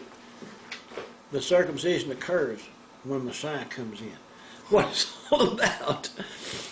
And he knew it. And then he begins to show you who he is. And if he is that word, then why wouldn't he take you back to the word? Take you back to the law to show you who he is. If you keep him bringing you back to the law, you can figure, well, he's trying to teach me. I must belong to him. He's trying to teach me. If you don't, he wouldn't care. Praise Yah. Okay. Concerning the heart, it means removing the covering to allow the seeds of truth to penetrate. Concerning the ears, it means removing the covering in order to hear with understanding the truth. In concerning the lips, it refers to removing the covering in order to plant pure words or seeds of truth. Uncircumcised means we begin to plant those seeds, pure words of seeds of truth. We want to hear it. He said, be careful what you hear, right? A lot of people listen to anybody because they heard somebody say, well, he said something and that was pretty good, you know, but the rest of it he got ain't all that good. The people walking following Moses in back in those days, right? Whenever they went away from him and started listening to what them other people was saying, Korah and all them others, where'd they wind up? As long as they're listening to, is it listening to Moses or listening to the words of Torah? Listening to the words of Yahweh. If people are not giving you the word of Torah, then what is their authority? And if you know, people start following other people just because, oh, well, you know, sound pretty good, some of it's pretty good, they just start following anything, right? If they ever say one thing that's outside of Torah, then, you know, where'd they get the other? Hasatan can come to you with just enough truth. It said in the garden, well, didn't Yahweh say that you could eat from everything in the garden? Well, yeah, but he told us not to eat or touch that one because we'd die. He said, oh, you're not going to die.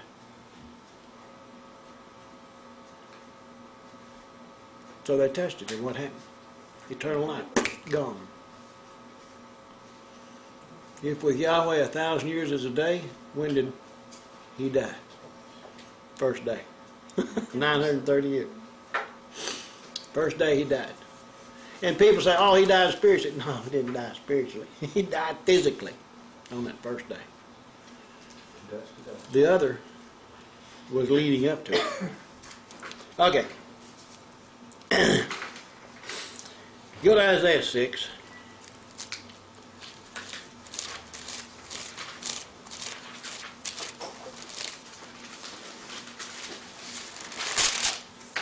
I mean, I keep doing these things and going through all these prophets because everything that the prophets are trying to tell us is based on what Torah says.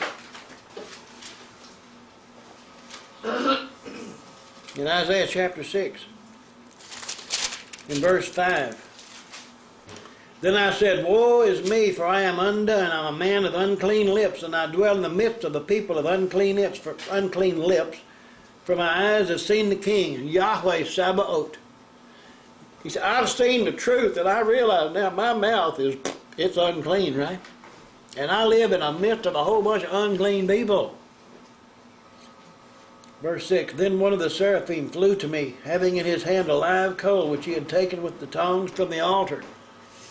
Whatever this seraphim thing was, it didn't touch the coal with his hand. It used the tongs to pick up this hot coal.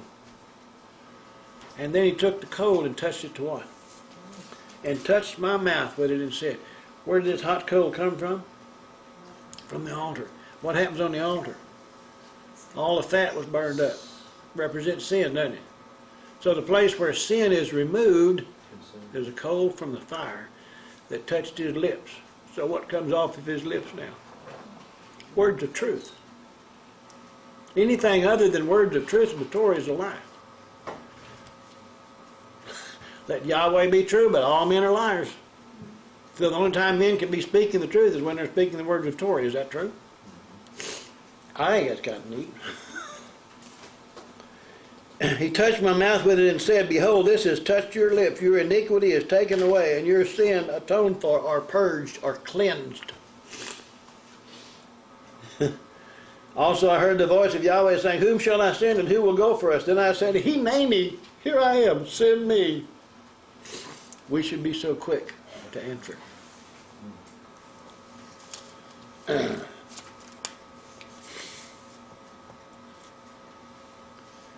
So the reference to unclean lips here, you know, it's just like Moses when he's saying, I'm of uncertain mind. It's saying that he has a lack of pure words. He's not saying he had an impediment. Now he's saying, how can I speak the words? And Yahweh said, I'm going to tell you what to say. In Isaiah's case, the coals of fire from the altar represent the purity of words he will speak to the people. This purity is symbolic of the purifying that the Messiah brings. The purification of Messiah is revealed in all the words of Moses as he speaks the words given to him. The purification comes to us as we obey the word. Hit me pretty hard. Look at that last night. Go back to Exodus.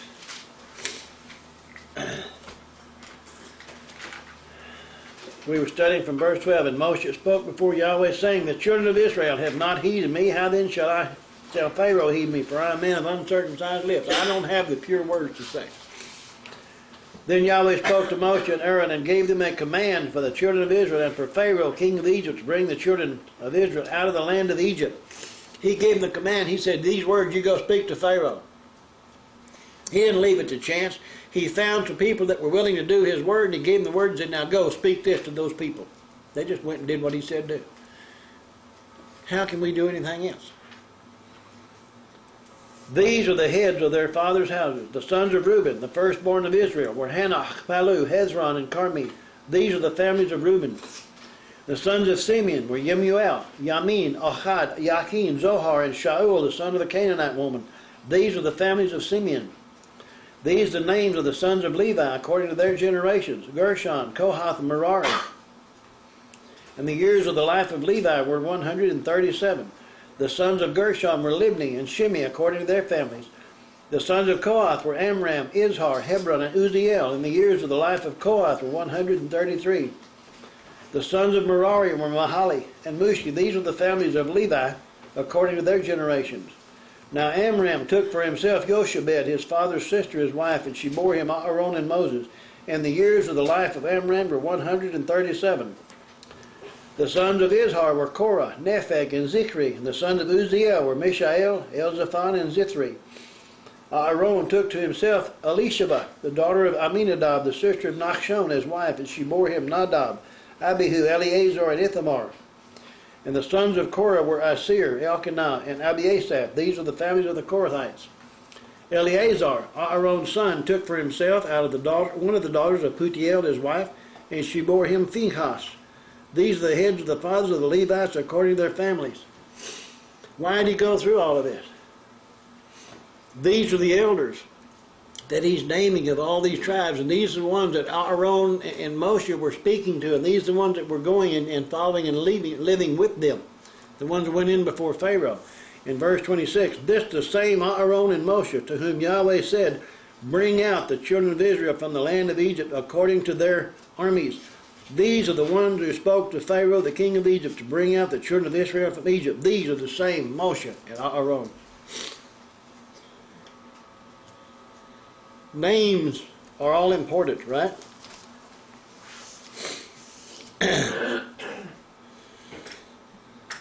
Amram, there in verse 20, took Jochebed. Amram, the name is 609, is the number. It means exalted people. Number again? 6019. 6019.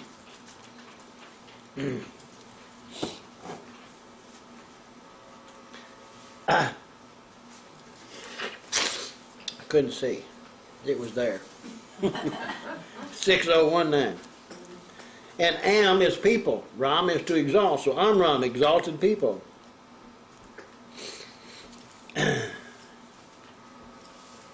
If you'll notice in that, Amram took Elisheba. If you go back and study this very carefully, he took his own aunt as his wife. And the name Jochebed, 31:15, is Yahweh is glory. This is one of the things where people get involved so much in all these different names. Yahweh, Yahuwah, Yahweh, what are these different things all the people come from? And they start saying, oh, if it doesn't have Yah, it can't be true. And yet throughout the scriptures we see all these names which change. Yah changes to Yochebed. And what is the name for glory in Hebrew? Ichabod. So you take Yahweh and you combine Yahweh with Ichabod, it becomes Yosheba or Jochebed, and it becomes what? Yahweh is glory. It's still got the name of Yahweh in it, even though it has the Yo pronunciation. We do those same things in our language all the time, changing names and so forth, okay? And we don't ever think anything about it. Why don't we believe that the same rules of grammar can apply in Hebrew? I don't understand. In verse 23, Aaron took Elisheba his wife. Aaron means what? The light bringer. The number 175. Aaron, the light bringer. He took Elisheba. Elisheba is the number 472 as wife. What does Elisheba mean? The same thing as Elizabeth. Who married Elizabeth? Zechariah. Aaron took Elisheba as wife, so the light bringer joined or married the El of the oath. Zechariah, who is a descendant of Aaron, married Elisheba, the daughter of the oath. Right? Now Aaron and Elisheba gave birth to Eleazar. He became what? The helper of El. Eleazar is the helper of El, right? And then Zechariah and Elizabeth means, Yahweh has remembered his oath, and they gave birth to who? Yochanan, who was in the spirit of Elijah.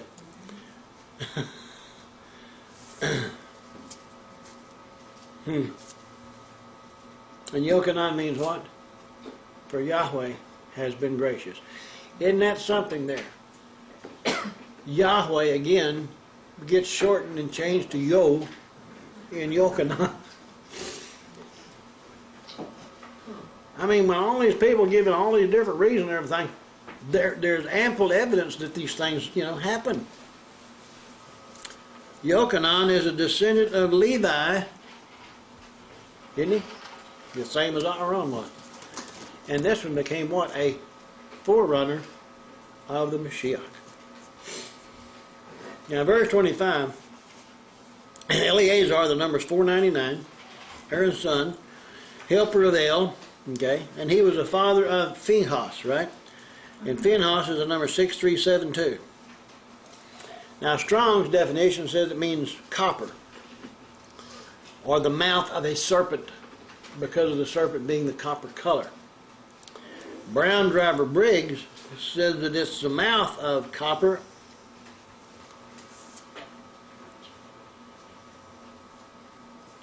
And back in Genesis 49, both Levi and Simeon were cursed by Yaakov, and the symbol for judgment or cursing is what? Is copper. Go to Numbers 25.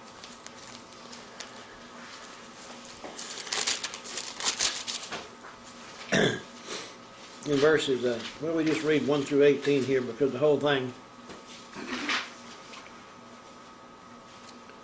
Then Israel remained in the acacia grove, and the people began to commit harlotry with the women of Moab. Harlotry, adultery, is the same thing as idolatry. We understand that, right? So in verse 2, they invited the people to the sacrifices of their Elohim, and the people ate and bowed down to their gods, to their Elohim. Verse 3, so Israel was joined to Baal of Peor, and the anger of Yahweh was aroused against Israel. Through all of this, they became joined to other false gods. And Yahweh got angry. Then Yahweh said to Moshe, take all the leaders of the people and hang the offenders before Yahweh out in the sun, that the fierce anger of Yahweh may turn away from Israel. Oh, by our God, He wouldn't hurt nobody. He wouldn't send nobody to.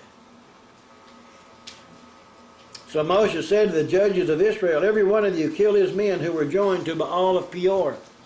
You're killing the ones who participated, right? And indeed, one of the sons of Israel came and presented to his brethren a Midianite woman in the sight of Moses and in the sight of all the congregation of the children of Israel, who were weeping at the door of the tabernacle of meeting. These guys who were involved in this stuff are in the process of being killed, and then this one brings one right in front of everybody while they're still crying about it. And he's what? Having big time. Verse 7, now when Phinehas, the son of Eleazar, the son of Aaron the priest, saw the helper of the light bringer, he rose from among the congregation, took a javelin in his hand. Anybody know what a javelin is? It's one of them long sticks with a sharp point. And he went after the man of Israel into the tent and thrust both of them through, the man of Israel and the woman through her body, so the plague was stopped among the children of Israel. Where did he go? He went into the tent. They must have been pretty close together because it went through both of them. And those who died in the plague were 24,000. Now surely Yahweh wouldn't, kill nobody. Then Yahweh spoke to Moshe, saying, Phinehas, the son of Eleazar, the son of Aaron the priest, has turned back my wrath from the sons of Israel, because he was zealous with my zeal among them, so that I did not consume the sons of Israel in my zeal. If that hadn't been for the act of that one man, he would have consumed them all. Therefore say, behold, I give to him my covenant of peace. Peace comes when the sin is destroyed. When you kill the one who performed the sin, you remove the sin from the camp. It's not after people, it's the sin you're trying to get rid of. He's trying to purify and cleanse. Verse 13, and it shall be to him and his descendants after him a covenant. There's that number, 1285. Because of walking between the pieces. That sword, that javelin went between. Anyway. After him a covenant of an everlasting priesthood, because he was zealous for his Elohim and made atonement for the sons of Israel. Now the name of the Israelite who was killed with the Midianite woman, was Zimri, the son of Salu, a leader of a father's house among the Simeonites. The one had been cursed back at the time when Levi and Simeon were cursed. And the name of the Midianite woman who was killed was Cosbi, the daughter of Zur. He was the head of the people to a father's house in Midian. And who was the one that did the killing? Phinehas, the son of Aaron, a Levite. Therefore, the covenant of peace was given to the Levites forever. They're still scattered in different cities, and they had no land of inheritance, okay? But then Yahweh turned it for good to those who were called according to his purpose. I mean, when you put all these things together, he took the curse and he brought something good out. But Simeon, where are they today? Who knows? Scattered, lost. Phinehas killed a descendant of Simeon who was in the act of committing adultery, and stopped a plague which was affecting all of Israel. Therefore he received the covenant of an everlasting priesthood for his descendants. If the covenant everlasting of a priesthood for his descendants, does that mean that all of the tribes, the sons of Israel, have this covenant of priesthood forever? Is that what that said? Eleazar is a type of high priest to come. The purpose of a priest is to speak or teach the words of Torah, which teach about the Mashiach. The spirit of the word in you brings you to and lifts up the word of Yahweh, who or which is the Mashiach, the living word.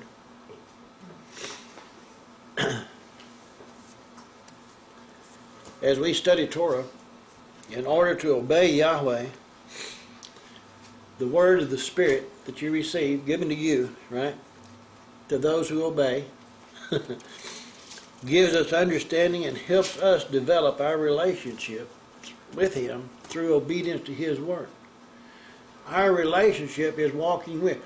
We develop relationships among people as we study together and walk together and go have ice cream together and come to know one another. And we do all these things together, and we learn, between us as we do these things. The same way with Him. We come to a relationship with the Father and the Son as we walk in obedience and do these same things. The Scripture tells us unless two will be agreed, they can't walk together. So we walk together with Him. Go to Acts chapter 5.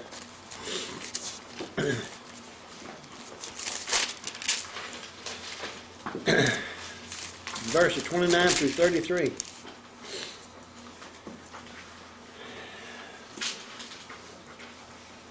I mean, this is really something, when you come to a recognition of what this is saying, and then all these people that are not doing it and claiming other things, it's really pretty sad.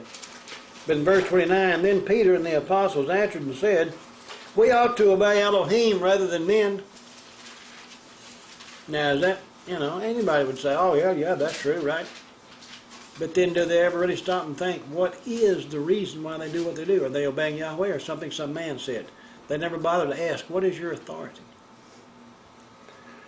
Verse 30, the Elohim of our fathers raised up Yehoshua, whom you murdered by hanging on a tree. Verse 31, him Elohim has exalted his right hand to be prince and savior, to give repentance to Israel and forgiveness of sin. To who? Israel, and forgiveness of sin. Because that's the one He made a covenant with, begin with.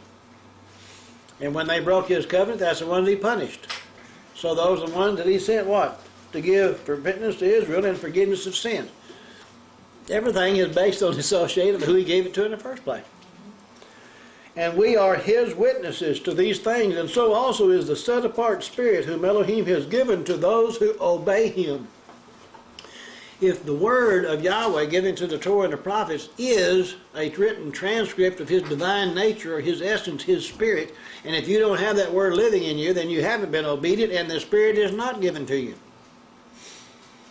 It's when you begin to walk in obedience to this word and this word becomes into you, and then His essence, His Spirit becomes part of who you are. That's who you are. Can't be any other way. Go to Acts chapter 7, there in verse 37 through 39.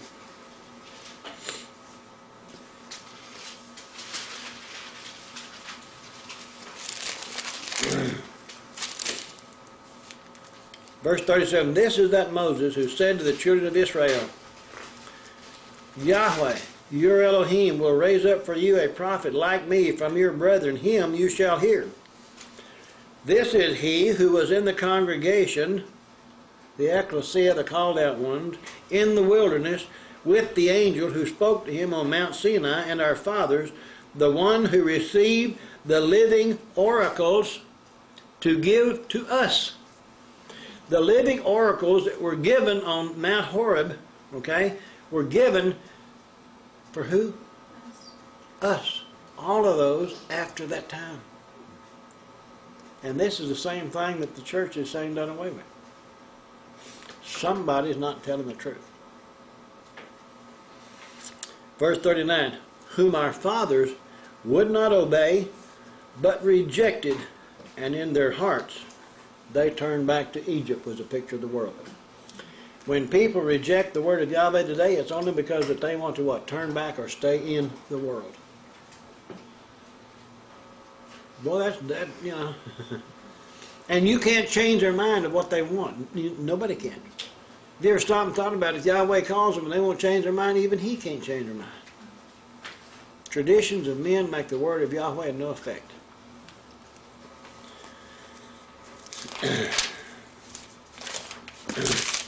Okay, go back to Exodus.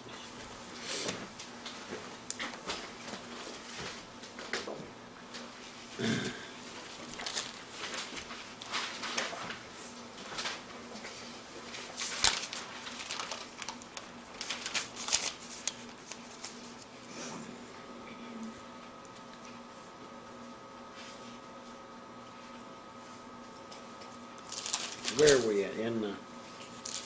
I went back too far, didn't I? Yeah.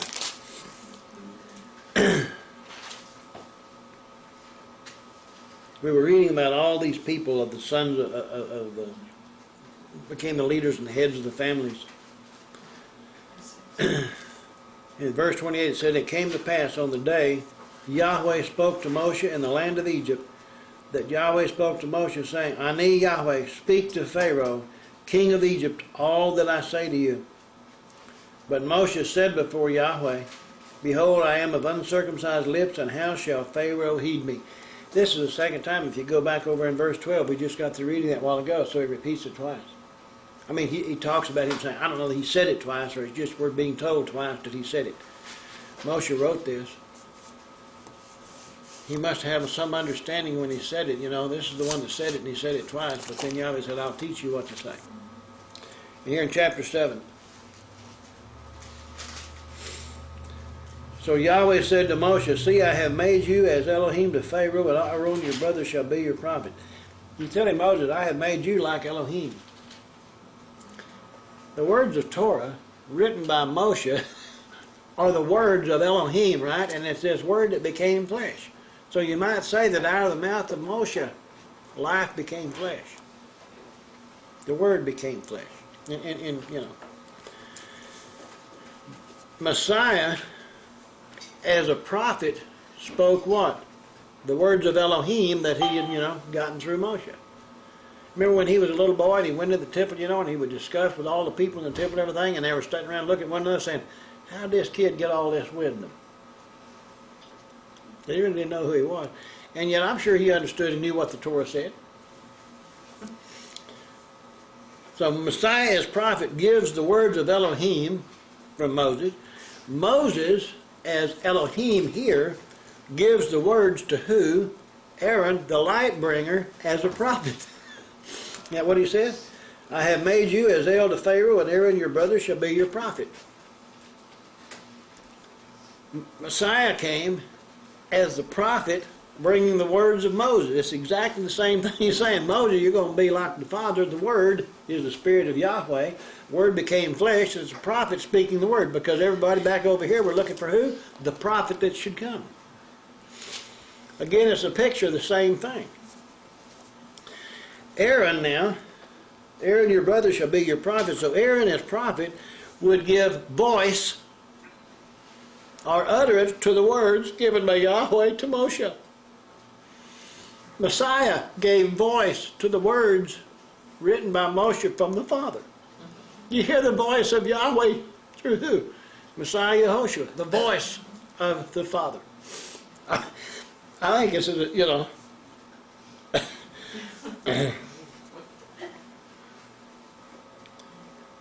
this is the original, the voice, you know, giving to this. This is the original or etymological meaning of the word Nabi, or prophet.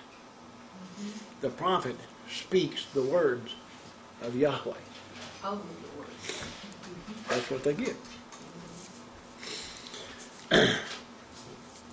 The prophets are inspired spokesmen of the will of the Father. They warn of consequences of disobedience.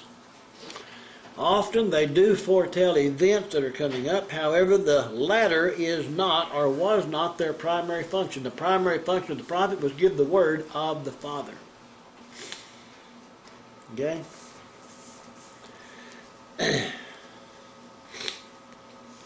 Now, these I'm trying to get my thoughts as I wrote these things down.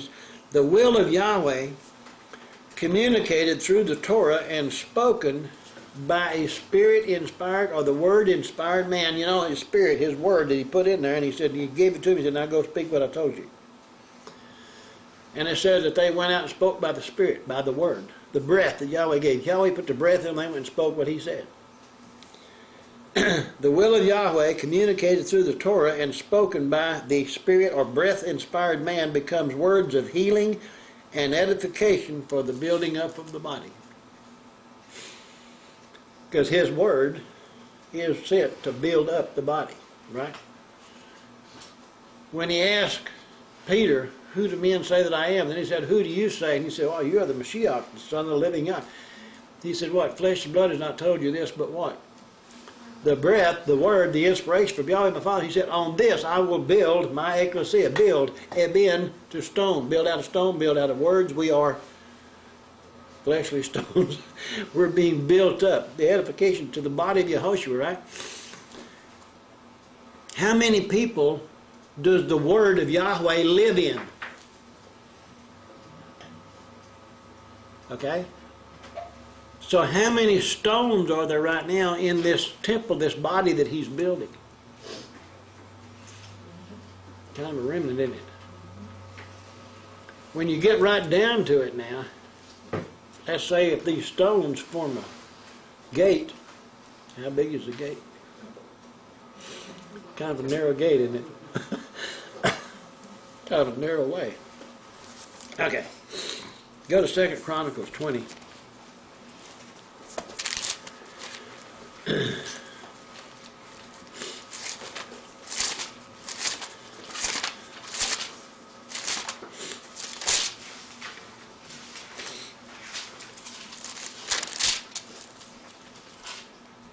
Verse 20.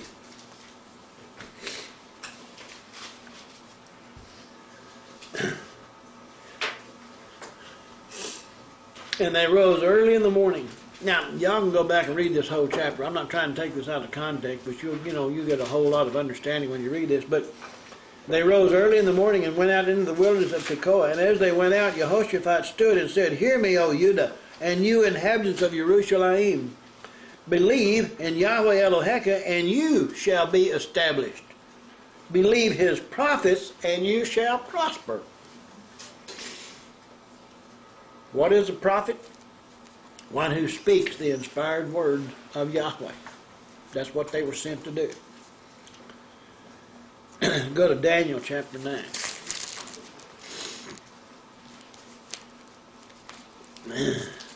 Daniel 9. Daniel 9.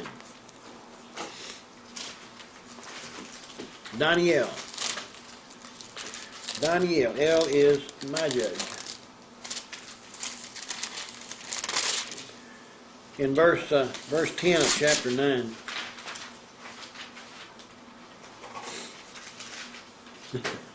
In verse 10. We have not obeyed the voice of Yahweh Eloheka, or Yahweh Elohenu, to walk in His laws, which He set before us by His servants, the prophets. This is recognizing the servants then, the prophets were the ones who set the what? The word, the voice of Yahweh before them. Throughout scriptures, whenever the people heard a voice, literally, then we are told what? No one has ever heard the voice of the Father at any time. So what did they hear? They heard Yehoshua. And what was he speaking? The words of Yahweh. If we listen to Yehoshua, what are we hearing? The words of Yahweh. The voice. So the voice of Torah is who? Yehoshua. You throw out Torah, and who are you listening to? What is your authority? I get on a kick, boy, I stay there. You know that? Go to Amos chapter 3.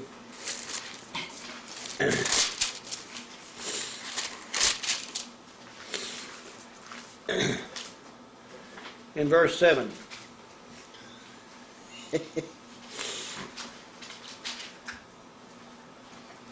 Surely Yahweh Elohim does nothing unless he reveals his secret to his servants, the prophets. You notice one little thing added there to the prophets? He calls them his servants. You can't be his servant and go out and speak somebody else's words. You ever thought about that? And all those people that came speaking words other than what he said, what did he call them? False prophets. Would that definition apply today? How can you tell who's true and who's false? If they mix a little bit of what he says in with something somewhere else that's not from Scripture, then what's happening? Very careful who you hear. Go to Zechariah chapter 1.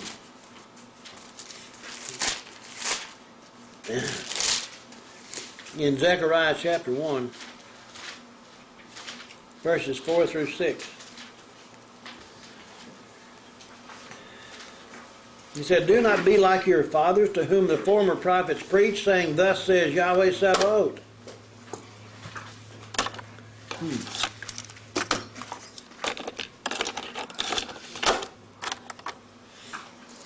Again in verse 4 of Zechariah 1, "Do not be like your fathers, to whom the former prophets preached, saying, Thus says Yahweh of hosts, Turn now from your evil ways and your evil deeds, but they did not hear nor heed me, says Yahweh." Who's speaking? Zechariah. But it's the words of Yahweh. "Your fathers, where are they? And the prophets, do they live forever? Yet surely my words and my statutes, which I commanded my servants the prophets, did they not overtake your fathers?" What did you tell us in Deuteronomy 28? "For those of you who disobey, then the curse shall overtake you." Well, the curses are built into the disobedience to his word. "Did they not overtake your fathers? So they returned and said, Just as Yahweh of hosts determined to do to us, according to our ways, according to our deeds, so he has dealt with us." Whatever he said has come to pass. If we believe that this is true, then why wouldn't it be true in our lives as well? The one thing that we've got to understand. Go to Zechariah chapter 7. Now, there's 14 chapters in this little book. Zechariah chapter 7.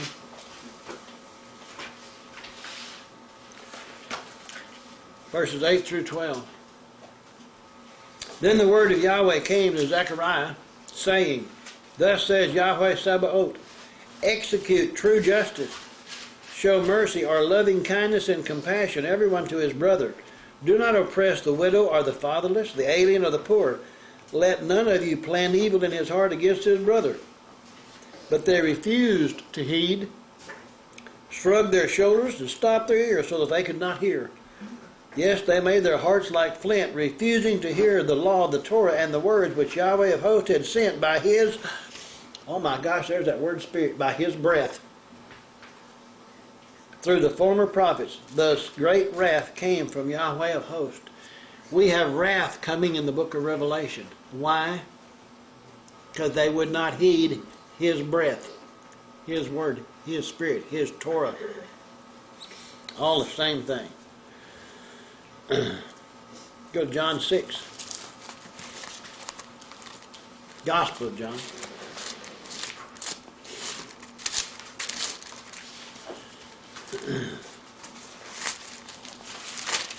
In John chapter 6, in verses 44 and 45.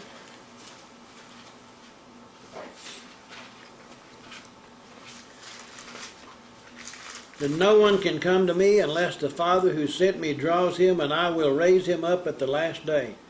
It is written in the prophets, and they shall all be taught by Elohim.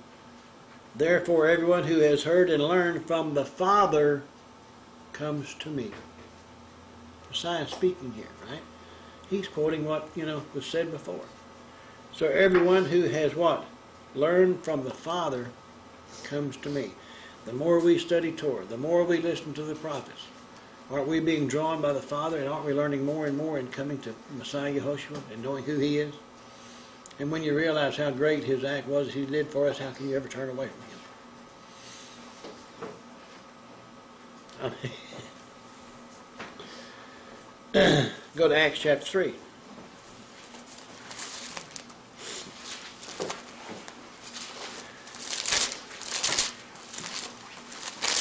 You know, I really don't know how in the world people ever begin to read the so-called New Testament commentaries if they didn't ever study the Torah. How can anybody ever understand what it's talking about? Really? Just like we didn't? You mean we didn't know nothing about it? You're so right. In Acts chapter 3, starting in verse 18. But those things which Elohim foretold by the mouth of all his prophets that the Mashiach would suffer, he has thus fulfilled. Well, now he told us he came to fulfill, didn't he? You know, we've got another definition here of what he did. He came to fulfill those things which you're talking about him suffering, right? Repent, therefore, and be converted, that your sins may be blotted out, so that times of refreshing may come from the presence of Yahweh. That means repent and turn back to the new covenant. That doesn't make sense, does it? So it can't even be true. And that he may send Yehoshua the Mashiach, who was preached to you before, whom heaven must receive until the times of restoration of all things which Elohim has spoken by the mouth of all his set-apart prophets since the world began. Does that mean that everything he ever said is going to be back in force? Everything he ever said is going to come to be again? We're looking for the restoration of all things, right? Then the restoration of all things must be kind of summed up in this golden city that's going to come down out of heaven, with a place in it prepared for each of us. Yeah. Okay.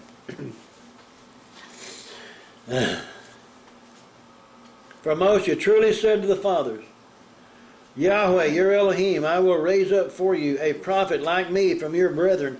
Him you shall hear in all things, whatever he says to you. And it shall come to pass that every soul who will not hear, Shema, hear and understand with obedience, that prophet shall be utterly destroyed from among the people.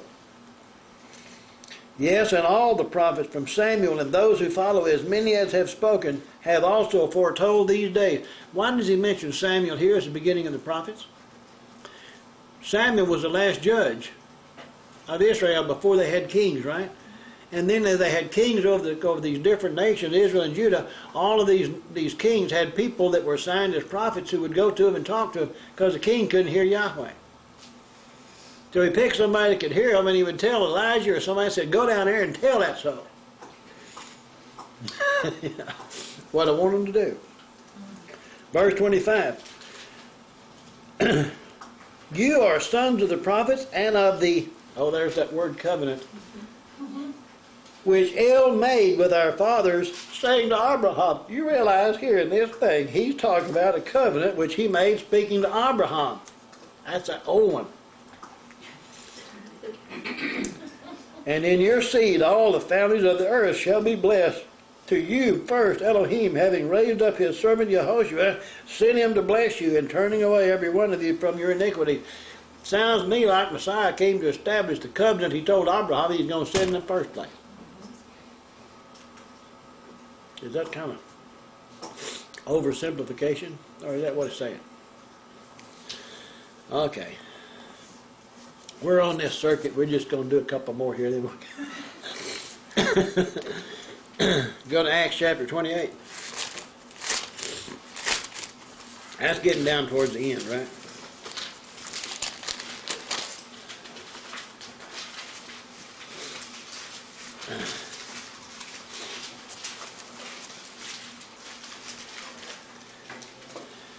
Verse 23.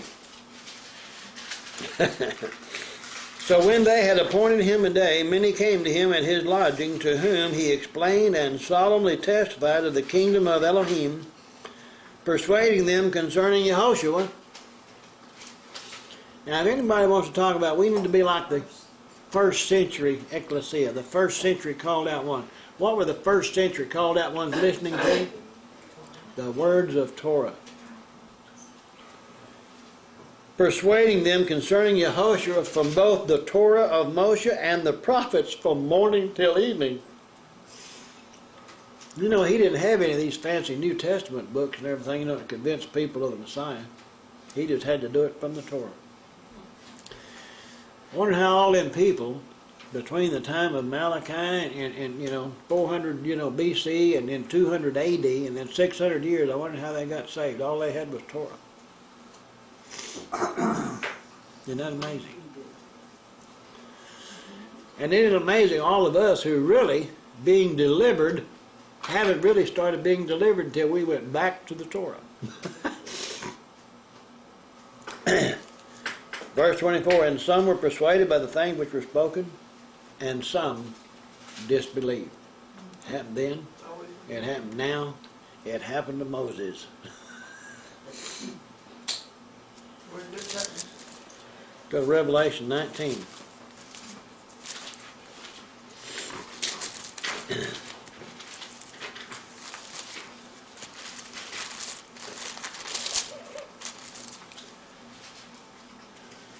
Verse 10.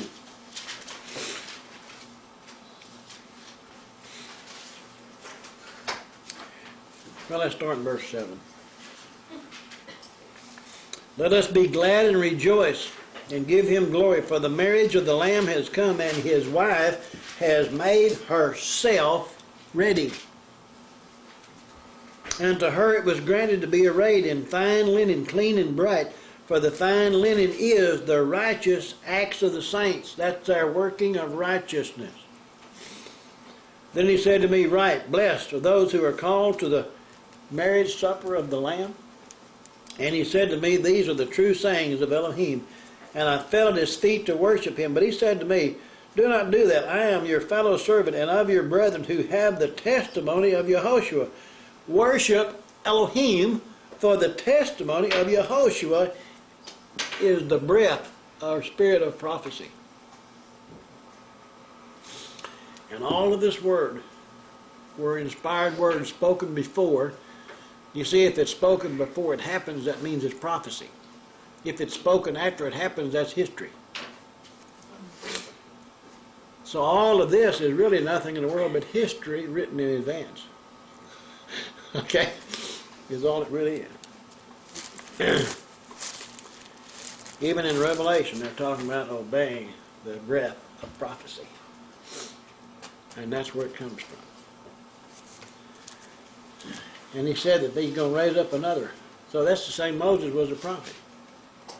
So if we're still supposed to obey the prophets and you shall prosper, that includes Moshe.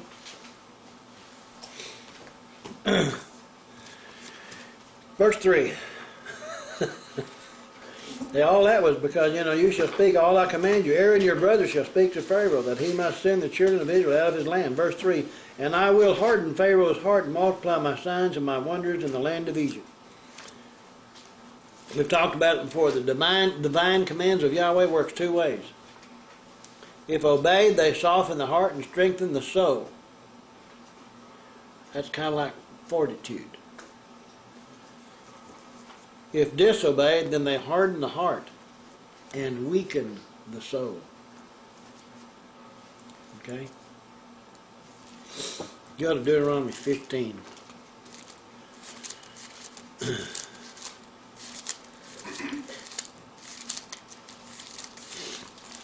In Deuteronomy chapter 15 and in verse 7.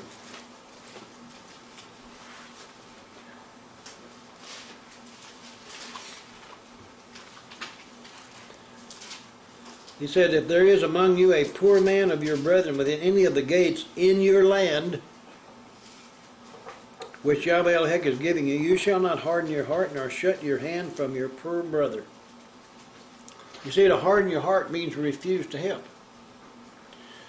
It's a refusal of some kind. You can refuse to obey Yahweh's word. Does that mean that you are hardening your heart? Mm-hmm.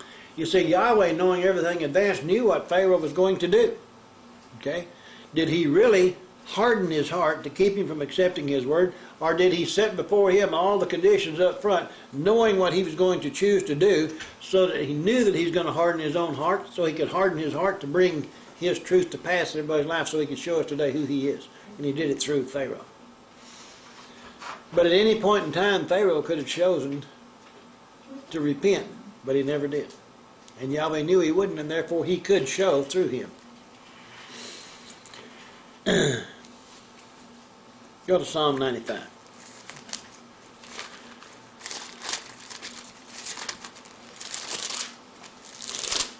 In verses 7 and 8.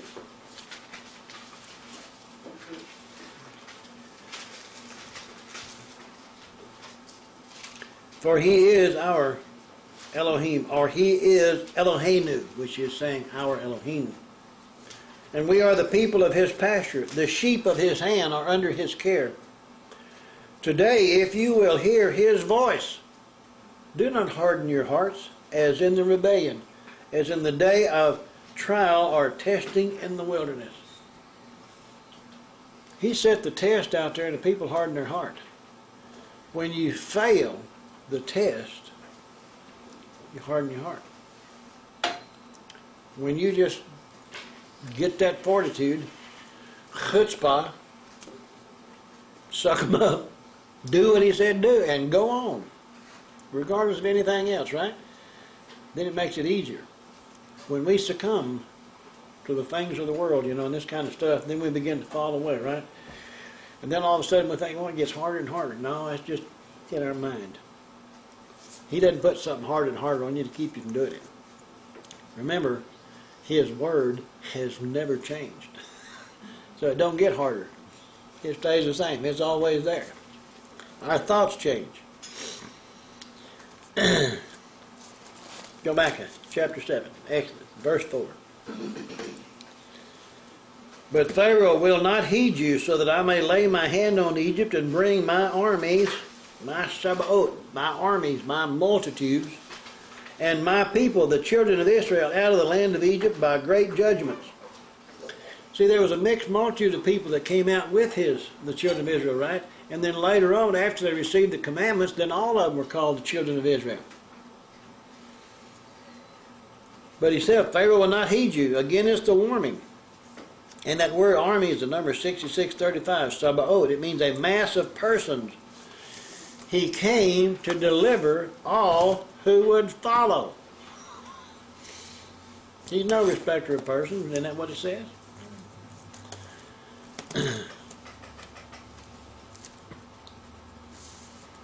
Before we go to verse 5 there, go to Matthew 10.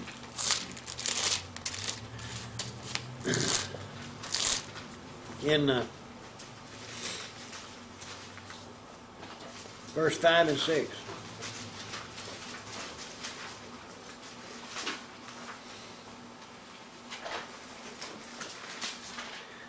Now in this chapter 10, he had just picked his 12 disciples, the one that he's chosen to send them all out to talk to people. And in verse 5 it said, these 12 Yehoshua sent out, commanded them, saying, do not go into the way of the Gentiles, and do not enter a city of the Samaritans. Now, the word way there is the Greek word hodos, and it means one of two things, a road or a way of life. Now, is he saying don't go by the roads? You want to go everybody go cross country? No, I mean, if you don't ever follow the road, you can't ever get into the town. You know, but do not go into. Now, if that word into from the Greek there can also mean just in. So don't go in the way or the way of life of the Gentiles. Don't do it like they do things. And do not enter a city of the Samaritans, but go rather to who? To the lost sheep of the house of Israel. But don't go to them following the manners and the ways of the Gentiles. Right? Why? What are they supposed to be following? Following the Torah. It's kind of like he sent Moses to deliver his people. But Moses hadn't fully followed the ways of Yahweh because he hadn't circumcised his both sons. And Yahweh stopped him on the way, caused a circumcision. If you're going to go deliver his people, you got to be doing it his way. It's the same thing he's saying here. Don't go in the way of the Gentile way they did, but go here. Go to 15.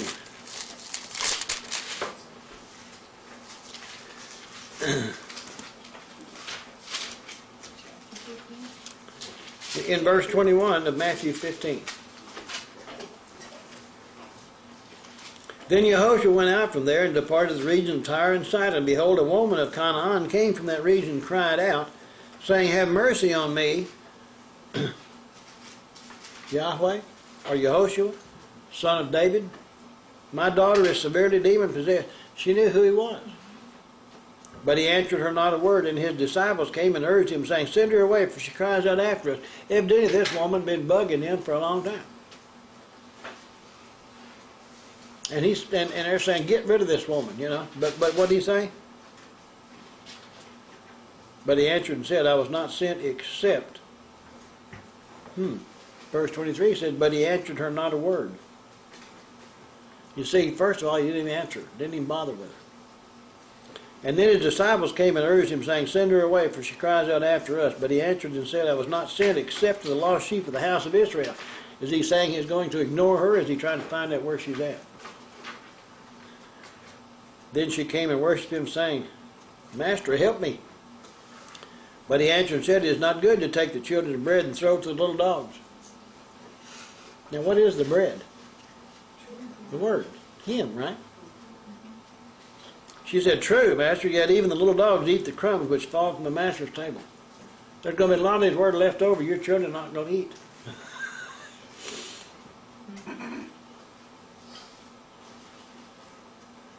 Then Yehoshua answered and said to her, Woman, great is your faith, let it be to you as you desire. Great is your trust. She trusted more in the word than a whole lot of those who were supposed to be his children. Who's trusting the word today? All of them out there professing to be his children. You realize how many people go around saying every day, we're all children of God. Yet in the Gospel of John said Messiah came and he did what? He gave them the right to become children of Yahweh. They're not automatically that way. He just gave them, through what Messiah has done for us, he's given us the opportunity to become. You just ain't automatically there, you know. Okay. Verse 5, back in Exodus 7.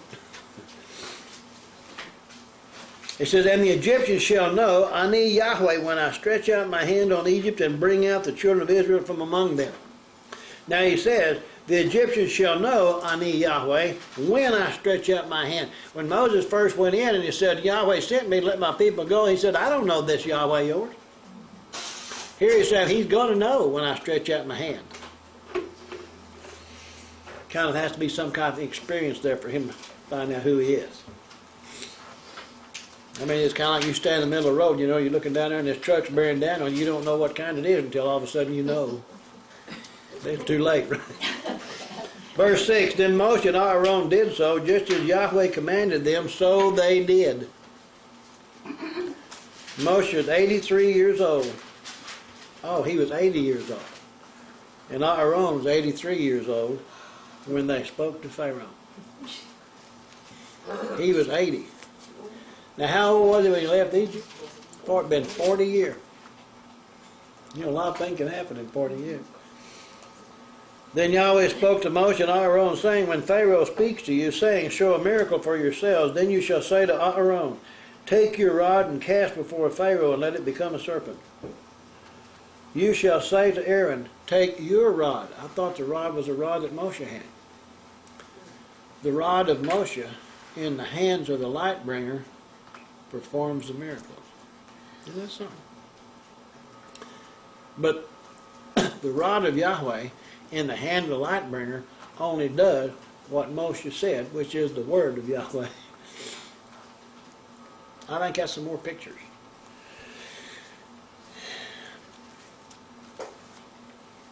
Verse 10, So Moshe and Aaron went into Pharaoh, and they did so just as Yahweh commanded. And Aaron cast down his rod before Pharaoh, and before his servants, and it became a serpent. You know, I guess a lot of people think Moses cast down the rod, but Aaron was the one who threw the rod down.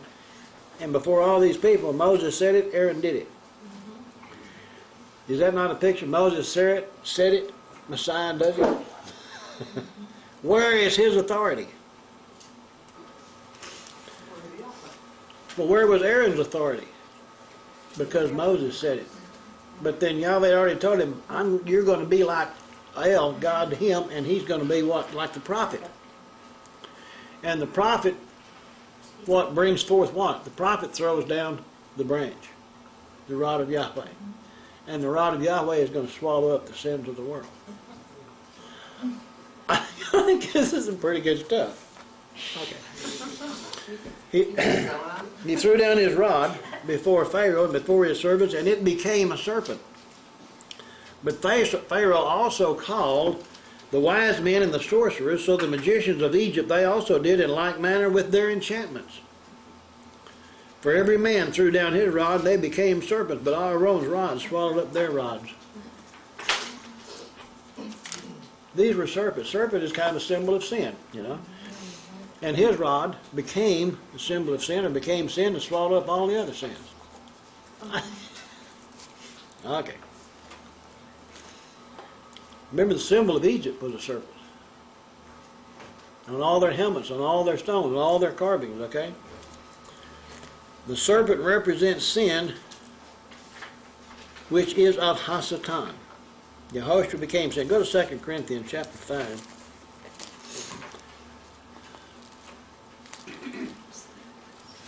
Repetition. 2 Corinthians chapter 5. Verse 21. For he made him who knew no sin, sin for us, that we might become the righteousness of Elohim in him. Yahweh's word said it. The light bringer done it. The rod swallowed up the sin. I mean, if we're beginning to see all the things that in actuality took place, it's the same thing that happened when Messiah came. Everything that's said before is about what Messiah is going to do when he's here. Okay. The symbol of the world today is what? Breaking Torah, is it not? The symbol of organized religion is what? The law is done away with. The great religion of Christianity says the law is done away with. The great religion of Islam has thrown out the law. And yet both of those claim to believe and follow the same God of Abraham. And yet they don't. Every other religion in the world claims what? Power over the word of Yahweh. So in reality then, if everything is walking and is contrary to what the Torah said, then the symbol of the world is what? Sin. Adversary. So the God of the whole world is who? Hasatan. It's really kind of simple. Scary, but it's kind of simple. So the symbol of the world today is to break the Torah of the Father. Back in verse 14. Well, in verse 13, and Pharaoh's heart grew hard, he did not heed them, as Yahweh had said. Pharaoh's heart grew hard. Verse 14, so Yahweh said to Moshe, Pharaoh's heart is hard, he refuses to let the people go. Go to Pharaoh in the morning when he goes out to the water, and you shall stand by the river's bank to meet him, and the rod which was turned to a serpent you shall take in your hand. The rod that became sin is going to do what? It's going to change the water into blood, isn't it? The blood of the grape is the wine, right? The Gospel of John chapter 2, on the third day, kind of after he swallowed up all of the sin, then he turned the water to wine. That's what takes place at the wedding, right? And there was a wedding supper afterward, and he saved the good wine till last. Okay. Verse 16.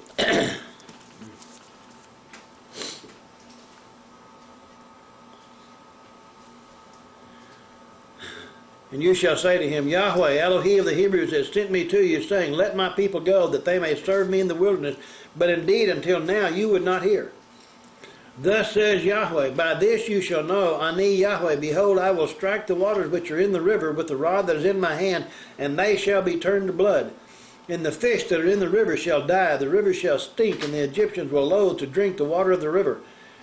Then Yahweh spoke to Moshe, say to Aaron, take your rod and stretch out your hand over the waters of Egypt, over their streams, over their rivers, over their ponds, and over all their pools of water. that they may become blood, and there shall be blood throughout all the land of Egypt, both in wood and stone. And Moshe and Aaron did so, just as Yahweh commanded. So he lifted up the rod and struck the waters that were in the river, in the sight of Pharaoh and in the sight of his servants, and all the waters that were in the river were turned to blood. The fish that were in the river died, the river stank, and the Egyptians could not drink the water of the river. So there was blood throughout all the land of Egypt. Then the magicians of Egypt did so with their enchantments, and Pharaoh's heart grew hard, and he did not heed them, as Yahweh had said. As long as people can continue to do things in their own way, they're not going to believe Yahweh. They'll go, well, I got the same kind of power he's got. How many people today are following? A lot of people go around there all around hollering, I am. Remember when I think some of the movie stars way back when used to go out and everybody was saying, I am, I am, I am this, I am that.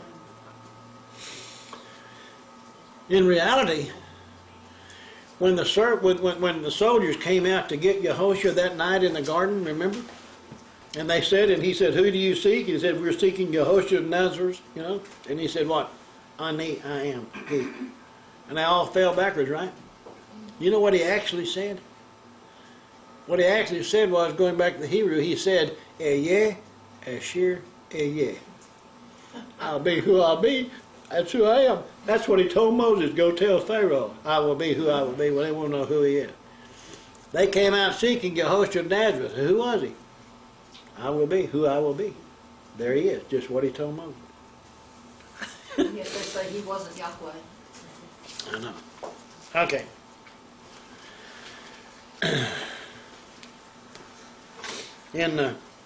When Pharaoh goes out to the water, probably at that time to worship the god of the Nile, because they would go out, you know, and they would draw out some water and pour it out as a, you know.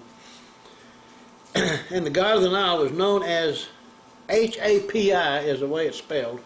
I don't know if it's happy or hoppy or something like that. But the Nile was seen as the source of Egypt's fertility, and it was worshipped. Isn't it amazing how all these people can worship all these things which seem to represent fertility? Religious festivals were held honoring the Nile god. Hymns were written to the Nile god, and they are still in existence to this day. You know, when you go into the museums and so forth. The Nile is the world's longest river, running from the equator northward to the Mediterranean. The only river in the world runs from south to north. Egyptian mythology says that the source of the Nile were the tears of Isis, the goddess. Carved images of Isis sitting with her infant son Horus, who was the son of Osiris. So you have Osiris, Isis, and Horus in their trinity. And these statues and these pictures of this woman with this child predate the Roman Catholic Madonna with child.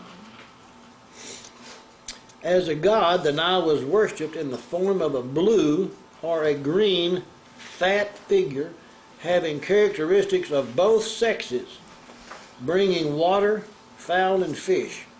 So Hapi was the god of the Nile, the birds and the fish, and he brought life. His image was the crocodile.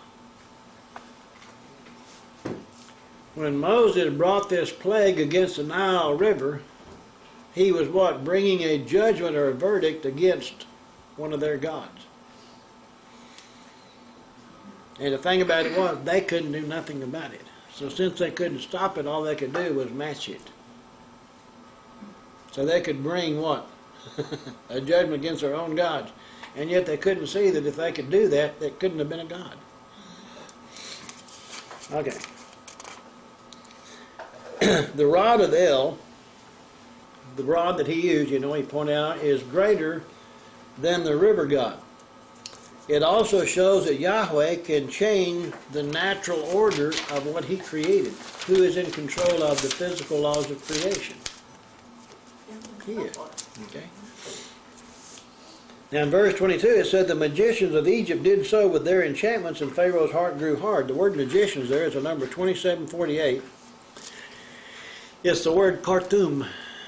I think there's a city down there by the name of Khartoum, I believe. And it means the horoscopists or astrologers.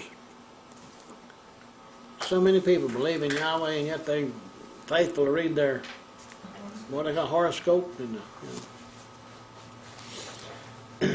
verse 25 now.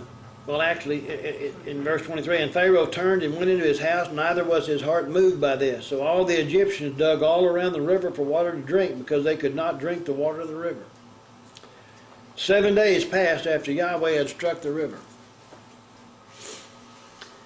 As we get into these, and we're going to see the plague, you know, with the hail and everything came, and the barley was destroyed. When is the barley?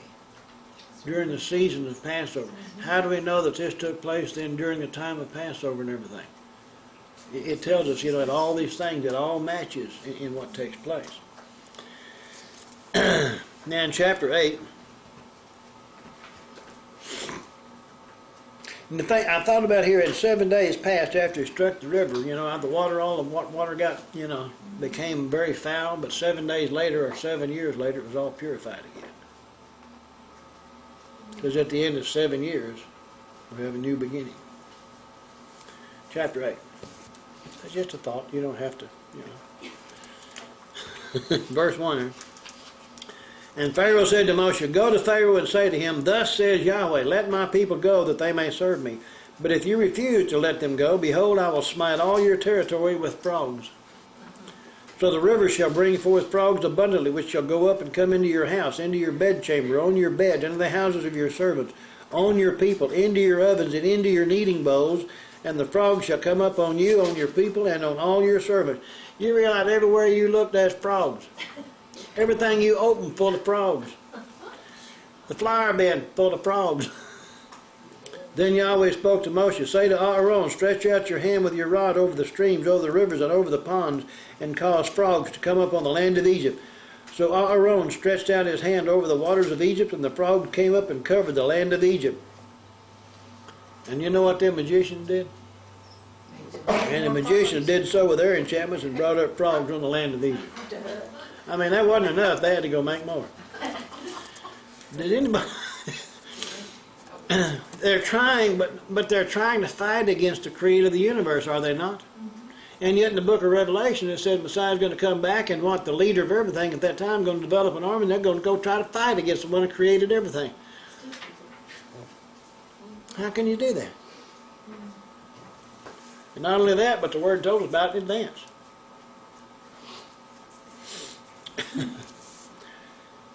There's frogs everywhere. Do y'all notice that?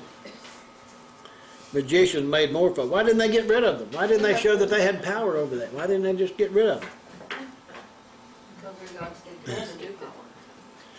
But they were trying to show that their God was as good as Moses, as good as his God. All his God can do is let him make frogs. Our gods can do that.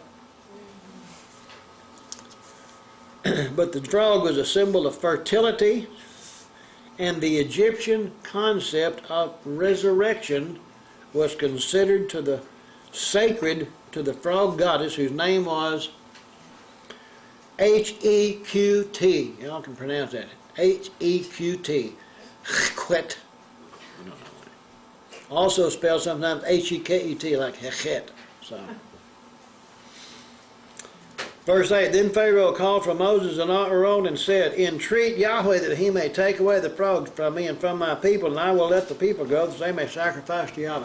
Can't you imagine that Pharaoh and his people, you know, and his magicians were saying, we can't get rid of these frogs. Well, okay, we're going to have to go to Moses to get rid of the frogs. So he goes to Moses. And Moshe said to Pharaoh, accept the honor of saying, Moses said to Pharaoh, accept the honor of saying, when I shall intercede for you, for your servants, and for your people to destroy the frogs from you and your houses, that they may remain in the river only. Now in the Talmud there's a discussion by a lot of the Hebrew sages going way back, and their discussion is this. How come Pharaoh didn't say, today? Right now, you know, but he said what? So he said tomorrow. Why didn't he say right now? Well, you see, their reasoning was, see, that they knew probably that Moses was going to get rid of them right now, you know. So they said, well, if we'll just say tomorrow and it happened too quick, then it would prove that he wasn't truthful. I mean, people come to all kinds of rationalization to try to figure out something, don't they? So he said tomorrow, and he said, let it be according to your word, that you may know there is no one like Yahweh Eloheinu. And the frogs shall depart from you, from your houses, from your servants, and from your people. They shall remain in the river only. Then Moshe and Aaron went out from Pharaoh, and Moses cried out to Yahweh concerning the frogs which he had brought against Pharaoh. So Yahweh did according to the word of Moshe, and the frogs died out of the houses, out of the courtyards, and out of the fields. But you know, because of what unbelief, whatever it was, they spent another night with the frogs.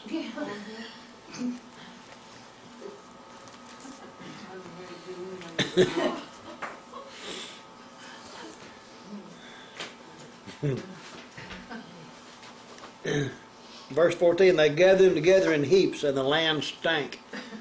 They gathered together, you know, get rid of them, but they were dying, and now they're stinking. But when Pharaoh saw that there was relief, he hardened his heart and did not heed them, as Yahweh had said. Verse 16. Now we're going to go into this third plague here. And he says, so Yahweh said to Moshe, say to Aaron, stretch out your rod and strike the dust of the land so that it may become lice throughout all the land of Egypt. He didn't tell him to go in and speak to Pharaoh. He said, don't warn him. He said, just go do it.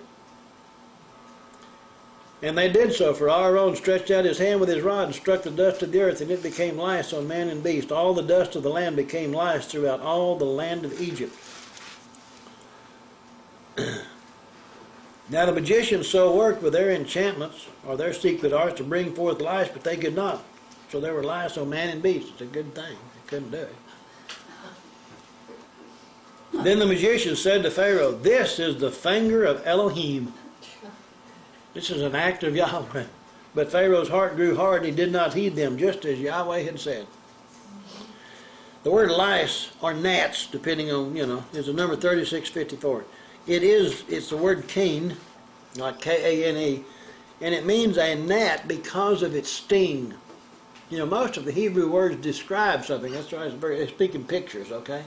Because of its sting. The magicians said it was the finger of Elohim when they could not imitate it. Now they had a god who was called Thoth, T-H-O-T-H. And he was credited with the invention of magic or secret arts. So he didn't go warning. He just sent this plague, and then he went to the magicians to try to get rid of it, but they couldn't do it. And yet this guy Thoth was supposed to be their god over all their secret arts, you know, and all the stuff that they used, but even he couldn't do nothing. You see, it's another verdict against that particular god. So in verse 20, and Yahweh said to Moshe, rise early in the morning and stand before Pharaoh as he comes out to the water. Then say to him, thus says Yahweh, let my people go, that they may serve me.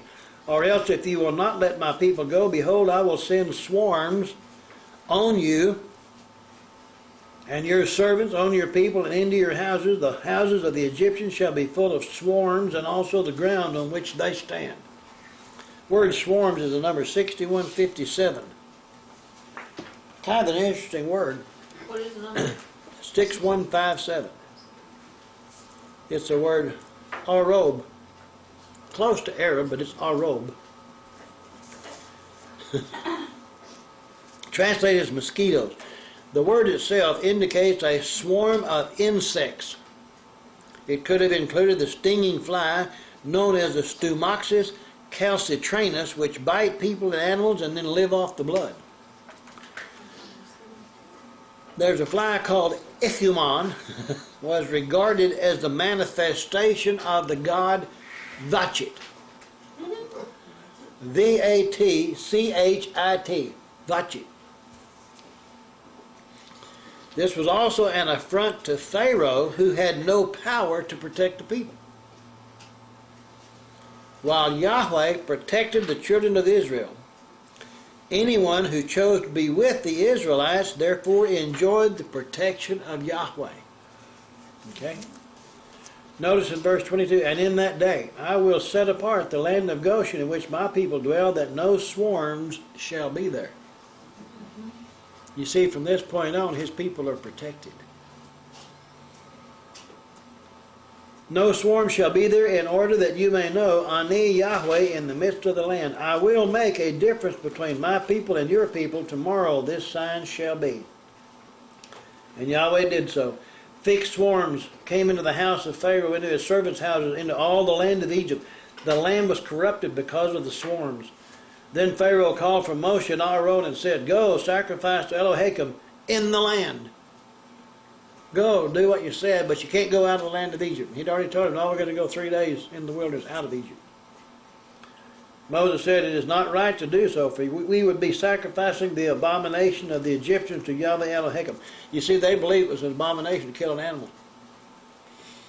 You don't realize how many people in the lands today, down in India and all those places right now, have people dying of starvation and the animals running up and down the streets, and they won't kill them because they think they're some kind of reincarnated Uncle Joe or something. Why would anybody think reincarnation is, well, if you lived a good life, then you can get reincarnated to a higher life form, right? A dog is not necessarily a higher life form, is it? Oh, I see, if you live a good life as a dog, then you can come back as a human. Anyway. He said, if we sacrifice the abomination of the Egyptians before their eyes, then will they not stone us or put us to death by stoning?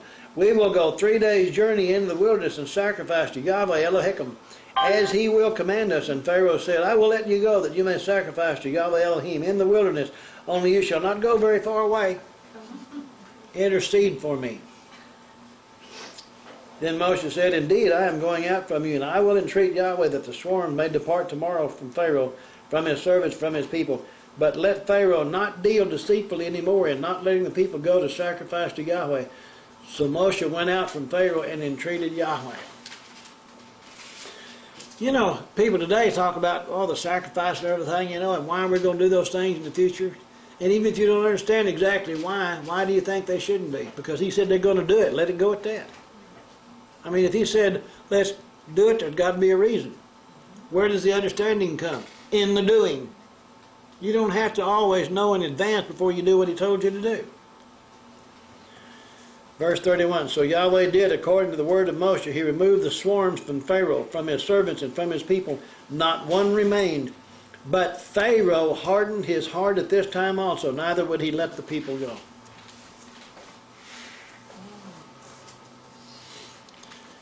This swarms, you know, I told you the word was Arab, like R-A-B-E, Arab. I think I said Arab, but it's Arab. Sound like Arab, but and Pharaoh himself had no power to help the people or heal anything. And now in chapter 9, we're getting into plague 5. Then Yahweh said to Moshe, Go into Pharaoh and tell him, Thus says Yahweh Elohim of the Hebrews.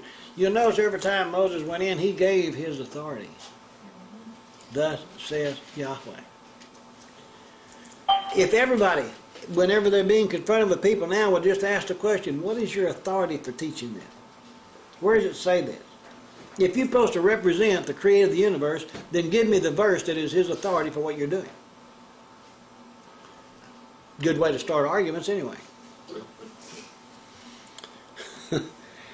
Go into Pharaoh and tell him, Thus says Yahweh Elohim of the Hebrews, Let my people go that they may serve me. You know, that's a real neat thing. We've been delivered from the fate of the world to serve him. And yet everything that would serve him, people are telling us you don't have to do that. They think they've been delivered from bondage, which was what? Serving him. To be free now so we can be free and don't serve him. Something doesn't make sense in all that kind of stuff. That they may serve me. For if you refuse to let them go and still hold them, behold, the hand of Yahweh will be on your cattle in the field, on the horses, on the donkeys, on the camels, on the oxen, on the sheep. There'll be a very severe pestilence. And Yahweh will make a difference between the livestock of Israel and the livestock of Egypt. So nothing shall die of all that belongs to the children of Israel. Now remember, cattle were revered as gods, and shepherds, you know, were considered an abomination. Remember? So this plague brings a pestilence upon the livestock, which they thought were gods. And they also had what they called their cow goddess, whose name was Hathor, Hathor, Hathor. Apis was the bull, right? And then there was their sky goddess, who was known as Nut. I don't know if it's Nut, whatever. That was their sky goddess, who is conceived to be, and we found these hieroglyphics drawing of the sky goddess, Nut, and she was conceived or thought to be a cow, and they draw this picture of a cow, you know, the side, having all the stars hanging from her belly. I know this. You can't imagine people believing in this stuff, can you? But yes, some of the things that people believe today is so bizarre, it makes this seem like kindergarten in a way.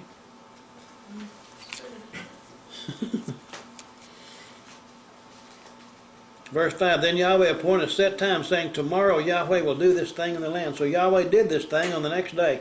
And all the livestock of Egypt died, but of the livestock of the children of Israel not one died. Then Pharaoh sent indeed, not even one of the livestock of the Israelites was dead. He sent some over to find out if this is true or not, because that's what Yahweh said. But the heart of Pharaoh became hard, and he did not let the people go. Every time you refuse to do what Yahweh says do, it gets easier to refuse the next time. And each time it gets easier and easier, because your heart gets harder and harder. So Yahweh said to Moshe and Aaron, take for yourselves handfuls of ashes from a furnace, and let Moshe scatter it toward the heavens in the sight of Pharaoh. Now we're going to get into a plague of boils on people. But what we've already seen, Yahweh can protect his own. Okay? Take for yourselves handfuls of ashes from a furnace, and let Moshe scatter it toward the heavens in the sight of Pharaoh. And it will become fine dust in all the land of Egypt, and it will cause boils that break out in sores on man and beast throughout all the land of Egypt. I wonder why this happened? Because he said it. His word is the authority for what came to pass. His word is the authority for what will come to pass in our life. Whether it's our obedience or disobedience, one or the other. Then they took ashes from the furnace and stood before Pharaoh, and Moshe scattered them toward heaven, and they caused boils that break out in sores on man and beast. Can you imagine what this would have looked like standing there when all this begins to take place? They give him the ashes, Moses scatters them in the heavens, and all of a sudden all the people begin to break out in boils. Can you imagine anybody screaming and hollering and fussing and all the stuff that's going on? And they can't associate the authority for that with what? His word said it. Moshe gave this word. The magicians could not stand before Moshe because of the boils, for the boils were on the Egyptians and on all the Egyptians. They couldn't do nothing about it. But Yahweh hardened the heart of Pharaoh, and he did not heed them, just as Yahweh had spoken to Moshe.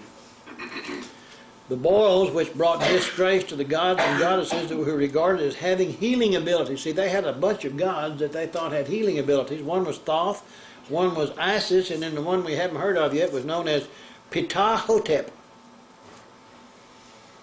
We see these words, the names of these gods and goddesses, we see these words in the names of some of these, Amenhotep, who was one of the pharaohs. We see these names of gods placed on these Egyptian pharaohs and so forth, and all they believed in.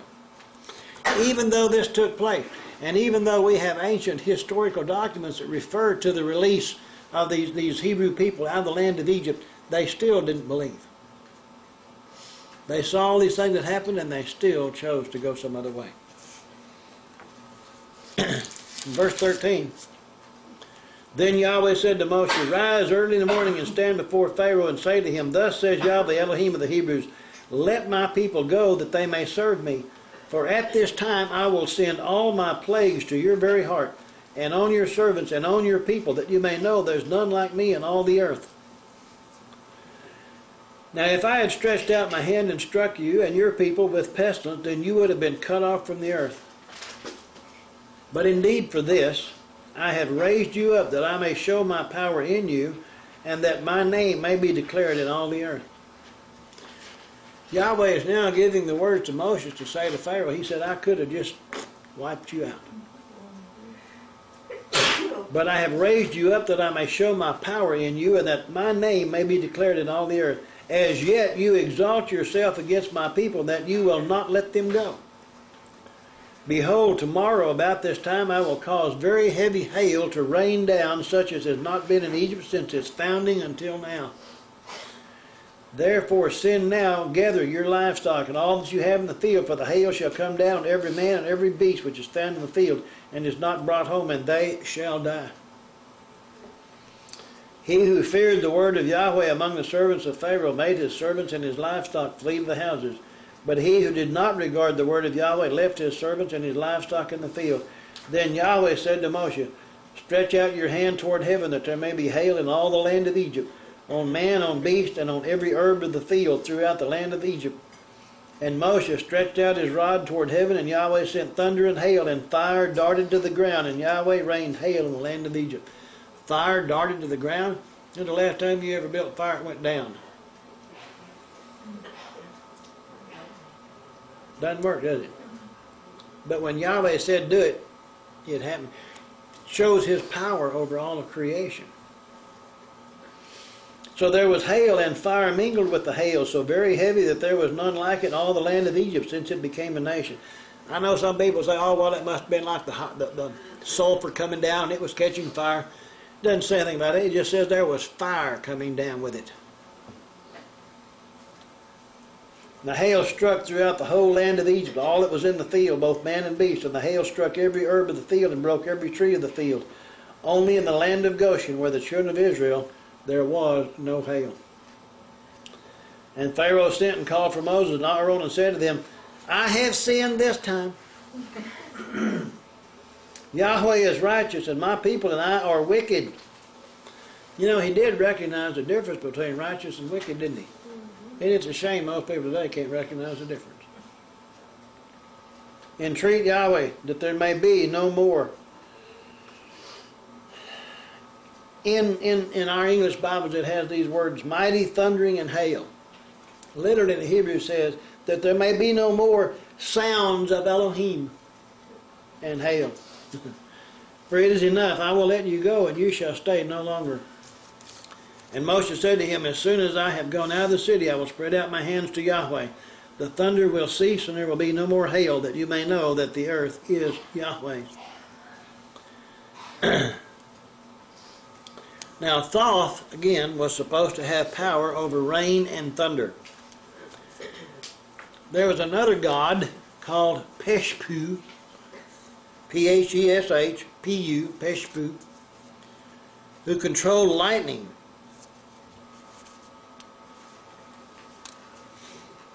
Now, in reality, this hail that he sent down is frozen water, is it not? And yet that's exactly the thing which is going to lead the children through the sea, the frozen water. Does the water represent the Word? So the Word stood up, and as long as the Word is rigidly adhered, then it forms a path through death. I ain't got time. Fire is the element of destruction in the final deliverance. Okay? But notice again there in verse 26, in the land of Goshen, the children were protected. But now in verse 27, Pharaoh seems to be weakening somewhat. And I think in verse 28 that literally that I said the sounds of Elohim is actually what's written in the interlinear, if I'm not mistaken. In verse 29 it said, after he leaves the city, most Hebrew commentaries imply that Moses did not pray in the city because it was full of idols.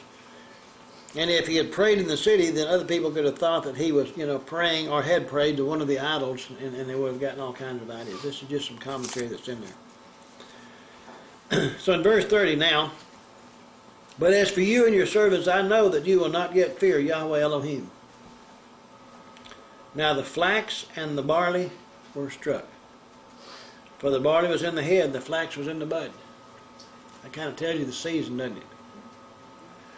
But the wheat and the spelt were not struck, for they are late crops or summer crops. Until people begin to study the festivals, this really doesn't mean anything. You don't have any idea what you're talking about.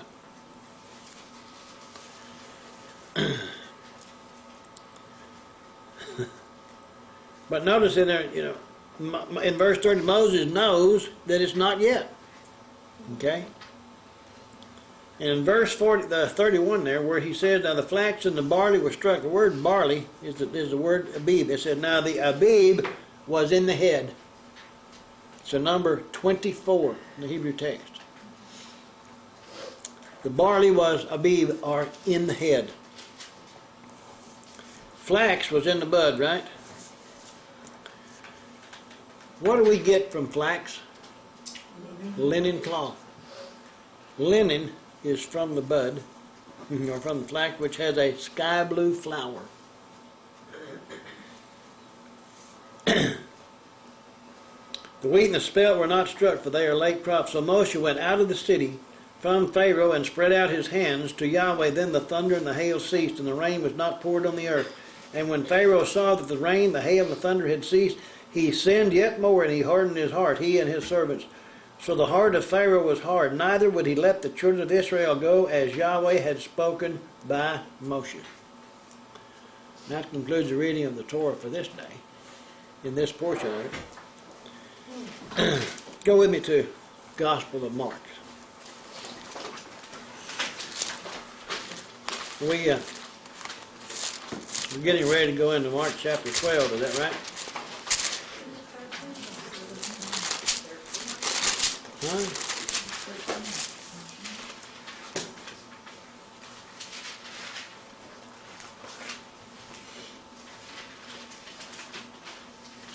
I got a star right here on chapter 13. I just seen if anybody knew where we were. You didn't say we were going to have a test. Well, you know. So in Mark chapter 13.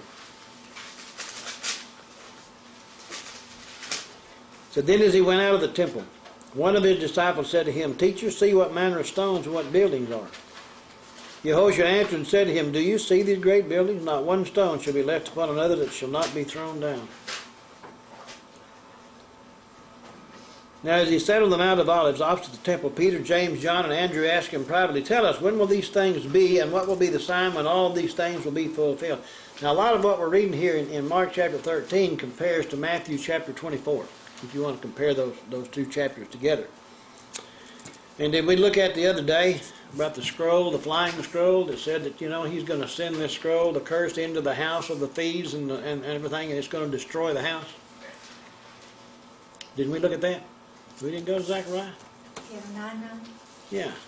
Well, we went to, let's go look at it again, because everybody seems to be forgetting. Are we awake? Okay. You weren't here. Oh, okay. I guess that's a good excuse, right? In Zechariah, actually it's in chapter 5. In verse 1. He said, Then I turned and raised my eyes and saw there a flying scroll. And he said to me, What do you see? So I answered him, I see a flying scroll. Its length is 20 cubits, and its width 10 cubits. Then he said to me, This is the curse that goes out over the face of the whole earth. Now this scroll is a curse, right? And a scroll, you know, is something that has writing on it attached to 2 sticks on the scroll, right? Just like the Torah is the words of life attached to 2 olive sticks, which are called what? Trees of life. What's attached to the olive sticks? The Torah. Attached to the trees of life. Okay. Every thief shall be expelled according to what is on this side of the scroll, and every perjurer shall be expelled according to what is on that side of it. So it's talking about thieves on one side, and the perjurer is what? Somebody who swears falsely? Kind of like lifting up Messiah's name falsely. Verse 4, I will send out the curse, says Yahweh of hosts. It shall enter the house of the thief, and the house of the one who swears falsely by my name. It shall remain in the midst of his house, and consume it with its timber and stones. When Messiah came into the city, he drove out the money changer, remember? And he said it was supposed to be a house of prayer, but you have made it what? A den of thieves. That's what it had become. And now he's saying in verse 2, Yehoshua answered and said to him, back in Mark 13, Do you see these great buildings? Not one stone shall be left upon another that shall not be thrown down. We don't understand a whole lot of these things. Huh.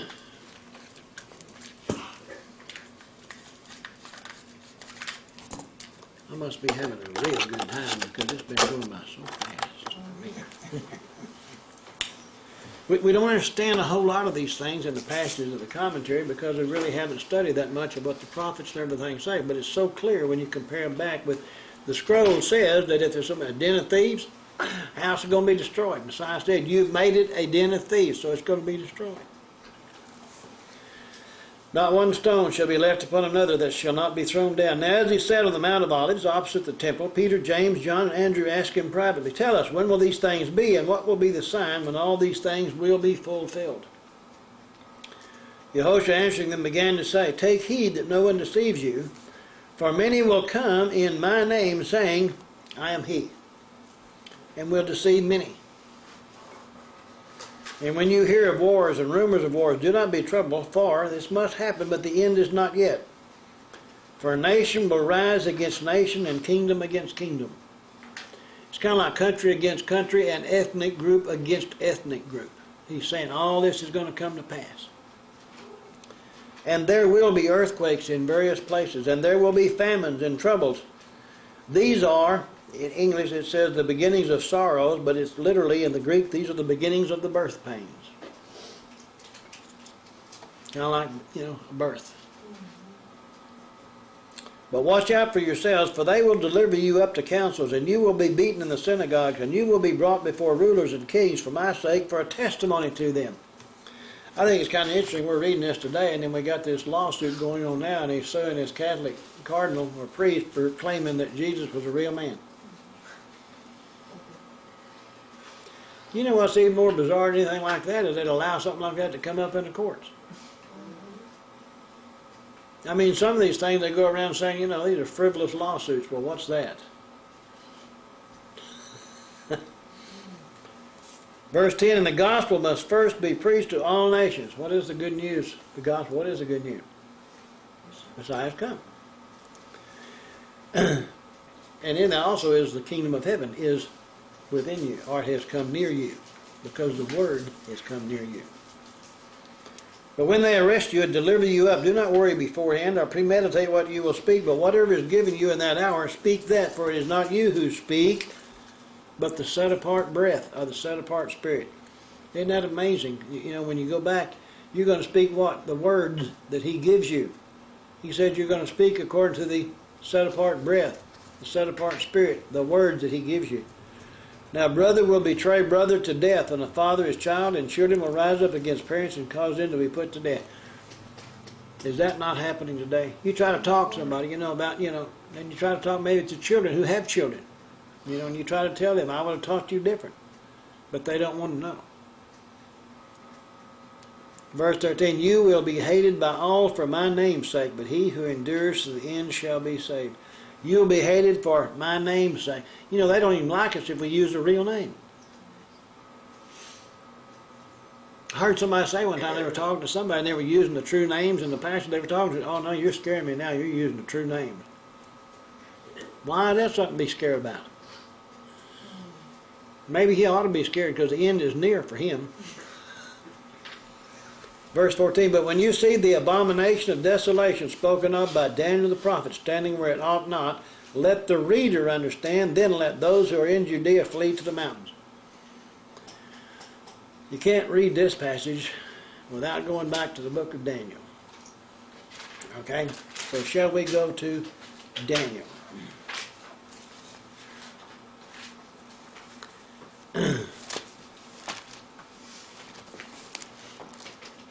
Daniel. People stop and think about it. People don't realize, already stop thinking, but the book of Daniel was not written in Israel. The book of Daniel was written where? Babylon. Over there in Iraq. Babylon's only about 40 miles from Baghdad. Okay, to give you an idea where all that was. So in Daniel chapter, let's see, where is that? Excuse me? 9 or 11. Let's see.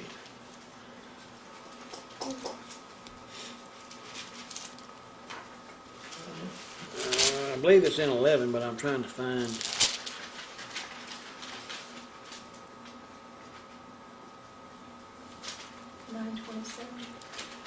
Is it 9:27? Well, yeah, 9:27. She's right.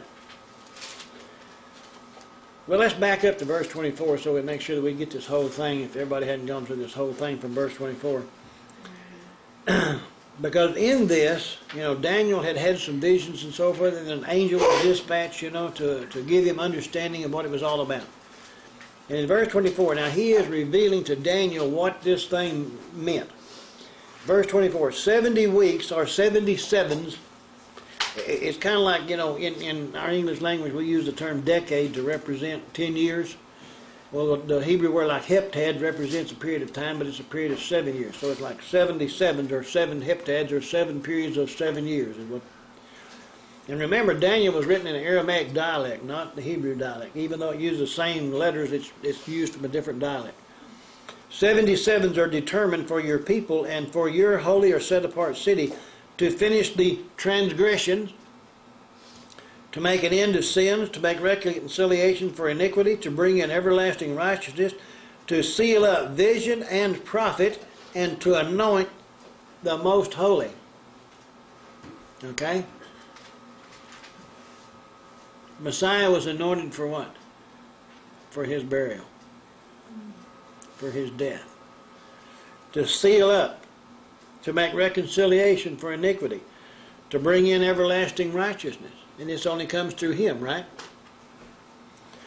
Verse 25, know therefore and understand from the going forth of the command to restore and build Jerusalem until Messiah the Prince. Be 7 weeks and 62 weeks. Now, that's kind of a strange way of saying, 7 weeks plus 62 is how many? 69. So the 7 weeks goes by first, and then the 62 weeks goes by. And this says, the street or the square shall be built again, and the wall even in troublesome times. He's saying, the thing's going to be destroyed, then it's going to have to be rebuilt again. Well, when was the temple and everything destroyed the first time? When they all went into captivity in Babylon, right? But now he's talking about that it's going to be, built again.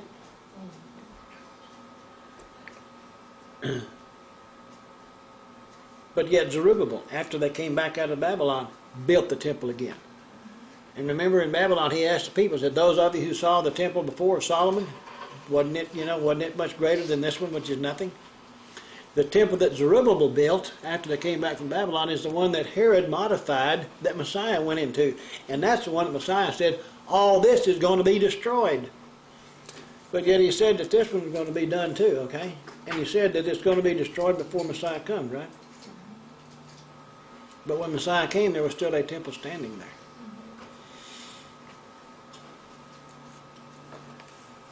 But verse 26, and after the 62 weeks Messiah shall be cut off, but not for himself, and the people of the prince who is to come shall destroy the city and the sanctuary. The end of it shall be with a flood until the end of the war. Desolations are determined. So after the 62 weeks, the 7's gone by, and now the 62, so it's after 69 weeks it's been destroyed. Messiah was killed.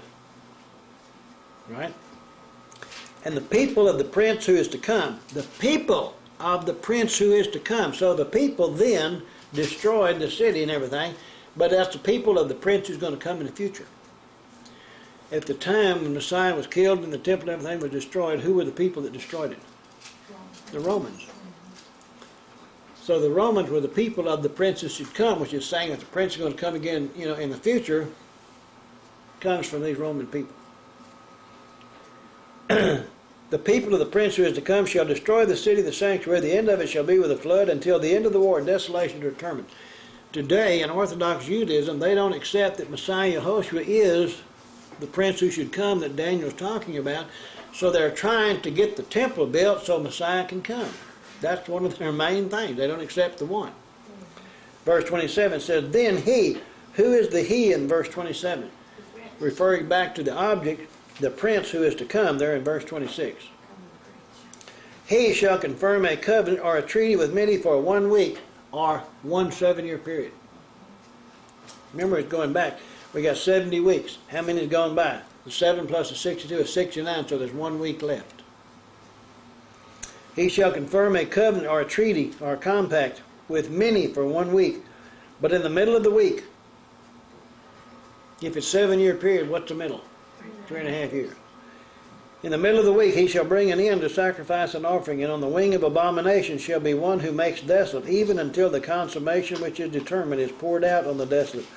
On the wing of abomination shall be one who makes desolate. What is it that makes everything desolate? The abomination makes desolate. What is it? Unclean things, right? If you go back and if you look at the pig, you know, a pig is an unclean animal, right? What happens if pig blood gets on everything? Becomes unclean. It's abominable. It's desolate. How can you clean it? You have to throw it out and start all over, don't you? Okay? This is what Messiah is talking about when he said, when you see the abomination that makes desolate. Now, in 168 BC, and if all of you haven't read this, go find you a copy of the book of Maccabees someplace and read in chapter 1 of 1 Maccabees, and it gives you the history of a man by the name of Antiochus. And some people say Antiochus, some people say Antiochus. I don't care which one you use. And he was Antiochus IV. And he was allowed by Rome to go in and take over the city of Jerusalem in Israel. And his whole intent was to create a Hellenistic state. Does everyone understand that the word Hellenistic is a Greek thing of trying to bring everybody to follow the Greek religion? Does anybody know what Greek religion is? It's the same as Greek mythology. Mount Olympus, Hercules, and all the different gods, you know, and all the different things that were, you know. Anyway, this is the Hellenistic state. He went in and he conquered the city of Jerusalem. Okay? Now they're supposed to have peace. They're supposed to be living in peace with Rome, right? But he went in, he conquered the city, and he stopped all the daily sacrifices. Destroyed the altar, and he went in and he killed a pig on the altar and spread blood all over it. And some documents even say that he went and got a statue of the god Zeus and cut the face off of it and carved his own image on the face of the statue of Zeus and set it up on the altar. And then he went in the holy place of the temple and declared himself God manifest. You know what the word is for God manifest? Epiphany. Antiochus IV Epiphanes. He took that name upon himself as to say God in the flesh. So he's going to go in the temple showing himself that he is God. This took place 168 BC. At this same time, there was a whole lot of little people a whole lot of these little guys, they sent people up to different cities and so forth, and there were some soldiers that went up into the little town called Modin, which is kind of northwest of Jerusalem. And they went into Modin, and they got the priest up there, and they were going to try to make him kill a hog and do all this kind of stuff. You know, this is all explained in the book of Maccabees. And Judas Maccabee was there at that time. And the priest, instead of refusing to do it, he said, okay, and he'll go do it. And Judas Maccabee got so mad, he just took a spear and killed him, kind of like Phinehas did with Simeon and the woman. Okay?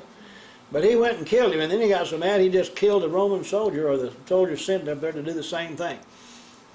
And then he called out and he said, okay, all of you who are zealous for the Torah of Yahweh, follow me. And we don't know how many, but there was a band of them that all gathered to Judas Maccabee and his family. They all headed up for the hills, and they began a guerrilla warfare against the armies of Antiochus. This warfare went on for about 3 years. 3 years to the day, the followers of Judas Maccabee, and by the way, Judas Maccabee and his family were Levites. The followers of Judas Maccabee defeated Antiochus' forces and recaptured the city of Jerusalem on the same day that it was stolen from them before.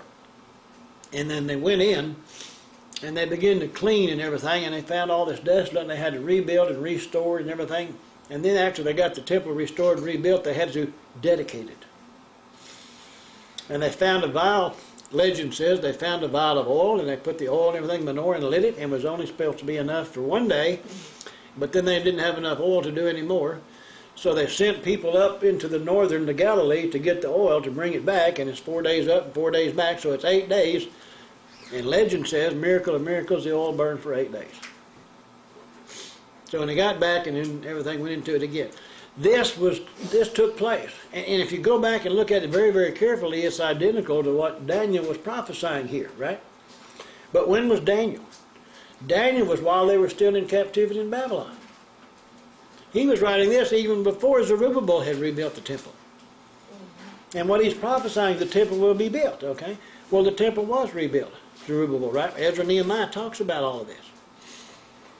And then Herod came along, and the time Messiah, the temple was standing, Messiah went into. The temple that Herod built, that modified from Zerubbabel, was destroyed when? 70 A.D. by the Roman people. We have all these things through Daniel. It prophesies of a restoration of the Roman Empire when it talks about the 10 toes, iron mixed with clay and everything. And it said, during the time of these 10, the stone made without hands shall be cast against these 10 and destroy them. Who is the stone made without hands? Messiah Yehoshua. And all this is going to happen. All this took place, okay? So we can say, okay, this is what Messiah was talking about, right? But yet Messiah was here many, many years after Antiochus took place in 168 BC. That's 168 years before Messiah, right? So then when Messiah, went into the temple, and he was killed in 33 AD, right? Or 30 AD, he was 30 years of age because he was born 4 BC, 4 years before he was. Anyway. But he was killed in 30 AD, and it was 40 years later before the temple was destroyed. Kind of like when the people were to go into the promised land and they refused, and said, okay, you're going to wander for 40 years until this generation that didn't believe can die off, and then the children were inherit. Same way Messiah came, he died, and then 40 years later the temple was destroyed. All those died off, and then it would be for the others. But now we go back into Mark. Here in Mark 13, Messiah is saying what?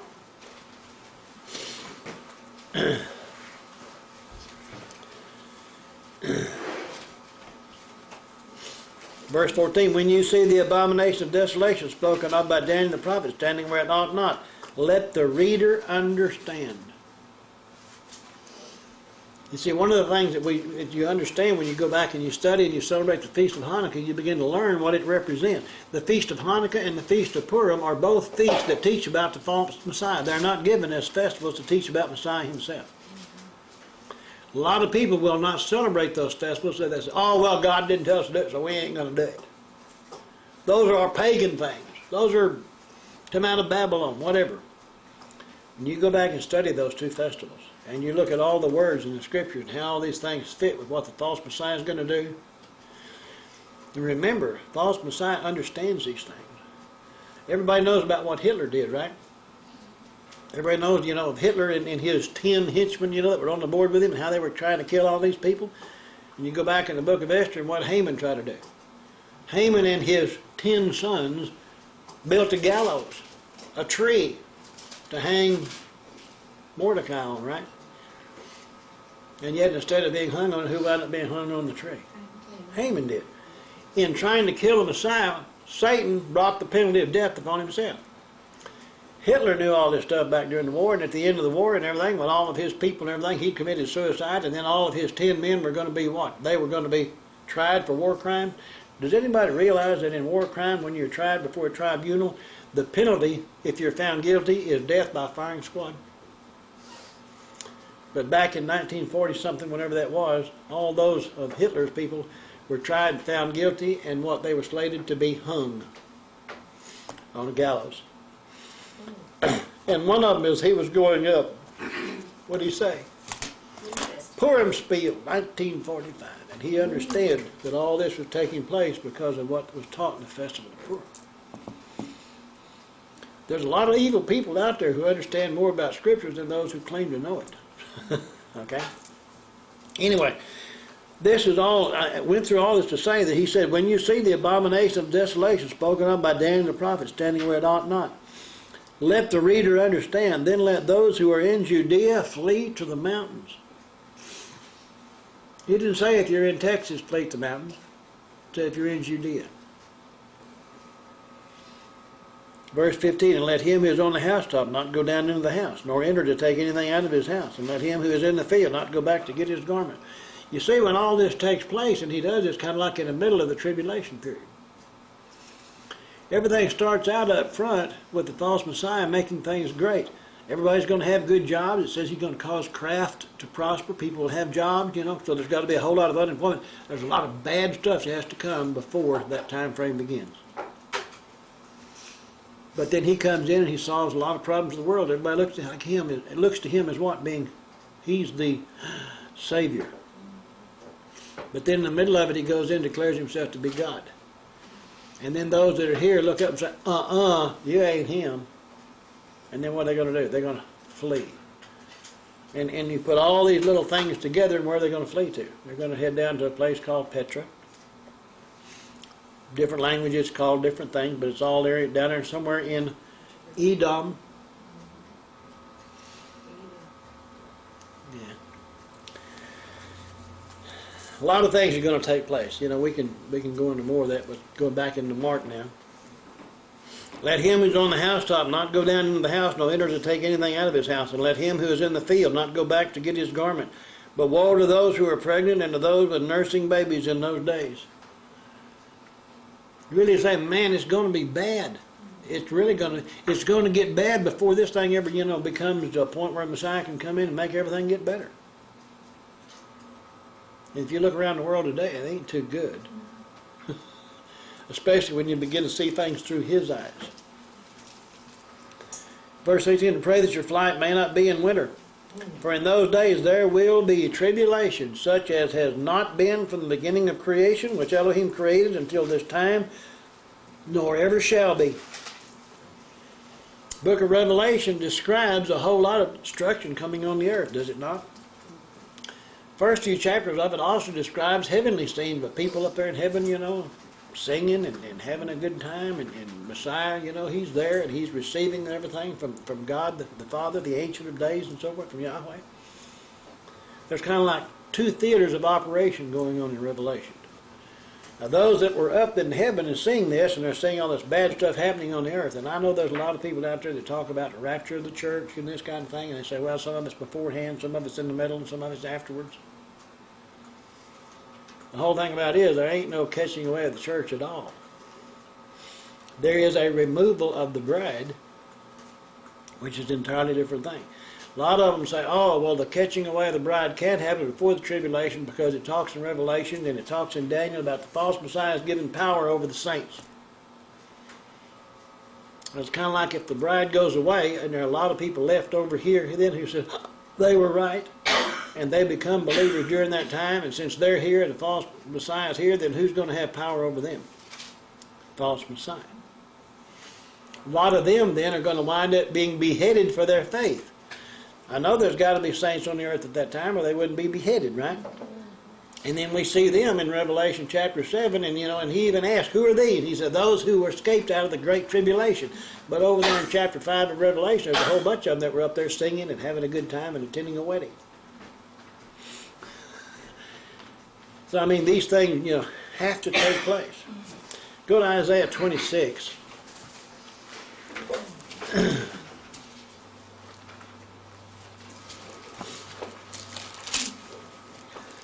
In verse 19, 20, and 21, I'm not trying to teach a catching away of the bride based on any kind of scriptures out of what people call the commentary of the New Testament. I'm just going back to what the Torah and the prophets said. Okay? Torah being the instruction of Yahweh through the prophet. In Isaiah 26 and verse 19 it says, your dead shall live. Now a lot of y'all's Bibles have these words together with in the text, they're in italics, which means that they're not in the original text, been added by the translator. So if you take those out, instead of saying together with my dead body, you just read it, it shall say, your dead shall live, my dead body they shall arise. You're saying those who died believing and looking in him. Corinthians tells us he's the head and we're the body, right? That's what he's talking about, those who died believing in him. My dead body they shall arise. Awake and sing, you who dwell in dust, for your dew is like the dew of herb, and the earth shall cast out the dead. Does that sound like a resurrection? Now I know in Scripture it says that those of us who are alive and remain shall not precede those who are dead. Those who are dead are going to go first. And then we, how long is this going to take? In the blink of an eye. That's quick. Verse 20, come my people, enter your chambers. Well, this is right after the resurrection. Then the voice says, come my people, enter your chambers. Over in Revelation it talks about, he hears this voice that says, come up here. Come my people, enter your chambers. The word chambers there is the number 2315. It's the Hebrew word kadar. Means an apartment. Also means a huppah or a wedding chamber. Enter your chambers and shut your doors behind you. Hide yourself, as it were, for a little moment until the indignation or the tribulation is past. Now somebody is being told to hide themselves and bypass this tribulation. Verse 21, then, for behold, Yahweh comes out of his place to punish the inhabitants of the earth for their iniquity. The earth will also disclose her blood and will no more cover her slain. In Revelation, all the saints come back with Yehoshua, right? And then what takes place? Aren't the wicked of the earth destroyed? He come back on Yom Kippur, the Day of Atonement. A lot of people ask, well, if Messiah, got rid of all our sins for us, why do we need another Day of Atonement? Messiah died, giving us the opportunity for new life, and when we go to him as our high priest, then we what? Confess our sins, and then we can be forgiven because of his sacrifice by the Father.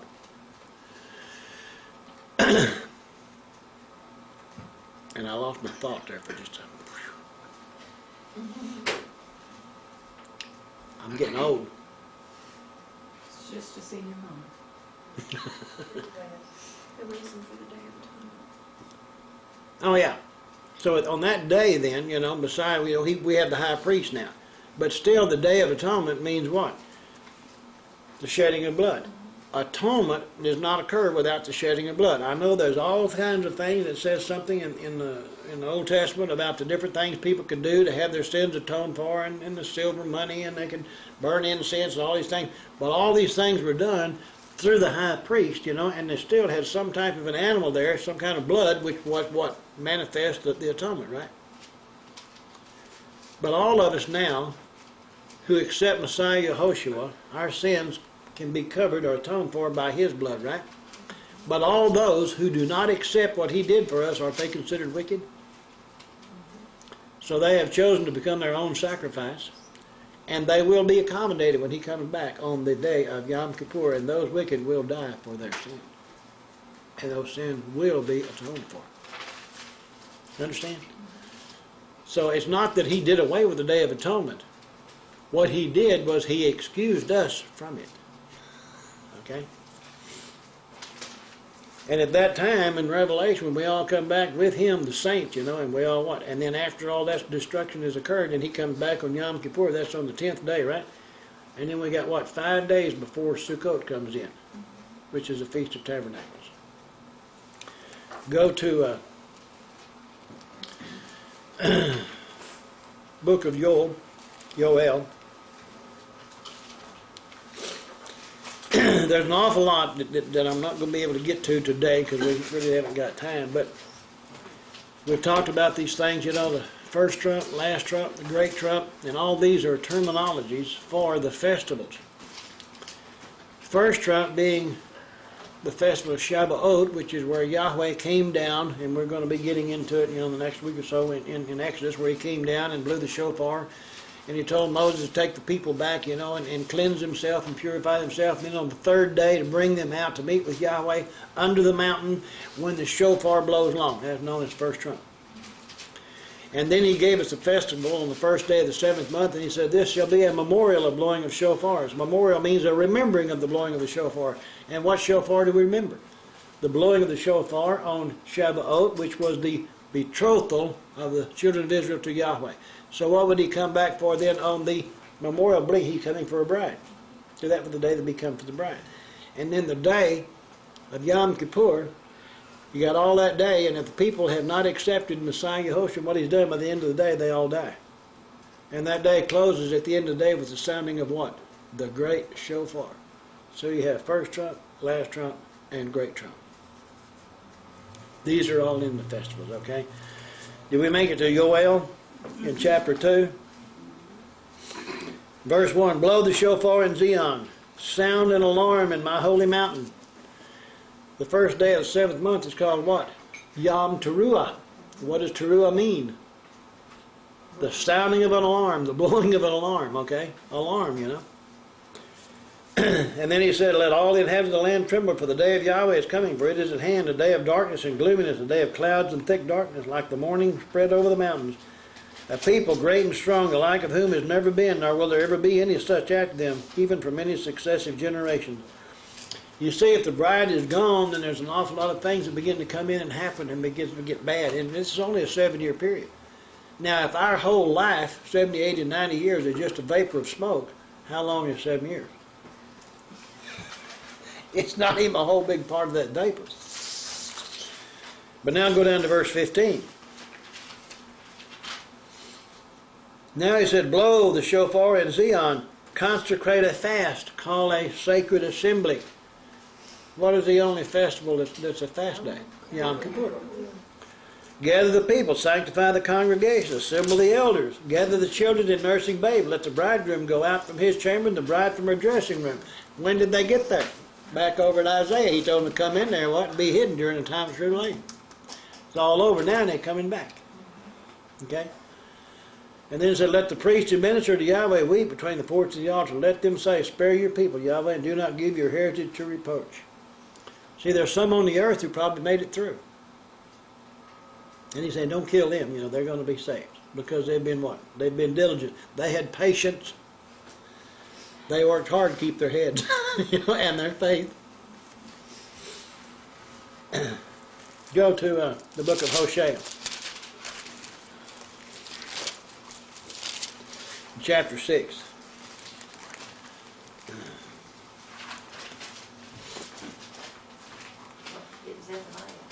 I'm not.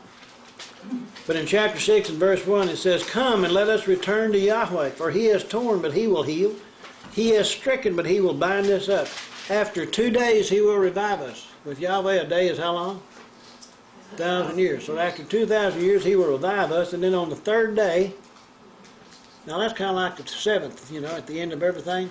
That's kind of like on the 3rd day over in the Gospel of John in chapter 2 there was a wedding. On the 3rd day he will raise us up that we may live in his sight. Let us know, let us pursue the knowledge of Yahweh. His going forth is established as the morning. He will come to us like the rain, like the latter and former rain to the earth. You see, the latter rains and the former rains are also terms pertaining to what? The festivals of the spring and fall. He has come. He will come. All the festivals are a testimony of what he's going to do, coming back and forth to the earth. Now, like she said, go to Zephaniah.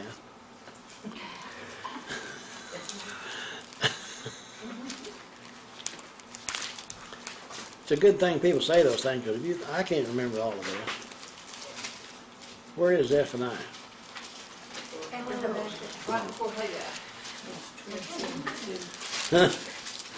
Zephaniah chapter 2. Now, we're going to get down to verse 3, but I want to start in verse 1. Zephaniah chapter 2, verse 1. And he says, gather yourselves together. Yes, gather together, O shameless. They got the word undesirable, but it's shameless nation. Before the decree is issued, before the day passes like chaff. You see, the first day of the 7th month is also known as Yom Hadin, the day of judgment.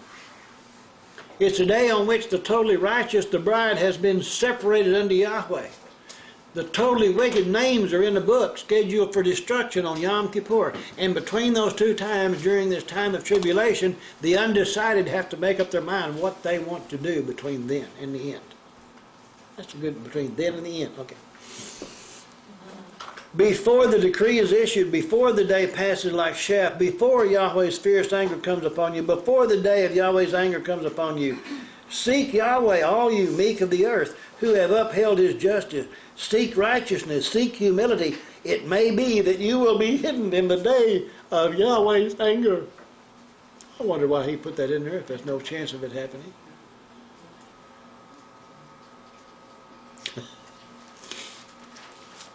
And then I think in the book of Luke, He tells all of us to pray always, that you be considered worthy. Remember we looked at that word worthy, and it means what?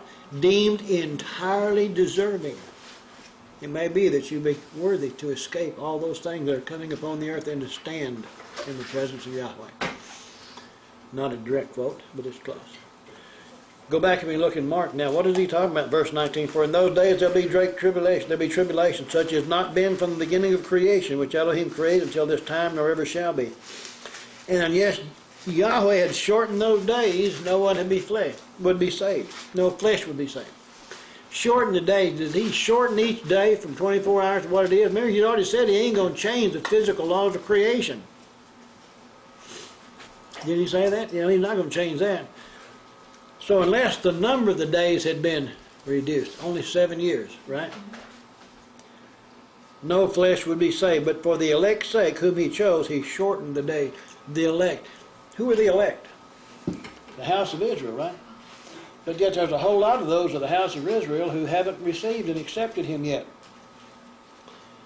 And I have an idea, because of a lot of us and a lot of the people that we talk to during that period of time, they're going to receive a lot of the truth of the Word. How many other people are giving the truth of what the Word says? How many other people are trying to get people back to Torah so that they can learn to know and come to know who their Mashiach is? The one that's being taught by most churches out there today is not the true Mashiach of the Scriptures. Who is he? Somebody the Catholic Church made up. I mean, you know, there's all kinds of people making up stuff. Verse 21, then if anyone says to you, look, here's the Mashiach, or here's the anointed of Yahweh, or look, he is there, do not believe. For false Christ, what does the word Christ mean? Anointed of Yahweh. For false anointed of Yahweh and false prophets will rise and show signs and wonders to deceive, if possible, even the chosen ones. But take heed, see, I've told you all things beforehand. These things have been happening, and people would say today, oh man, ever since the beginning of the world these things have been happening. Well, he also says that's going to take place in the end days. If we know by the festivals and what the festivals teach, and if we know the festivals are also the appointed times and seasons, okay? And we know that in the names of these things have you know, the days of the month of the festivals, the first day of the 7th month. Nobody knows when that day is until when? You see the new moon. Why is that? Because it's the only festival that falls on a new moon. Well, how many people know when exactly that day is going to be? So we could all that say, oh, that day no man knows, right? But we can know the season, can we not? Verse 24, he says, but in those days, after that tribulation, now he's talking about afterwards, the sun will be darkened, the moon will not give its light, the stars of heaven will fall, the powers in heaven will be shaken.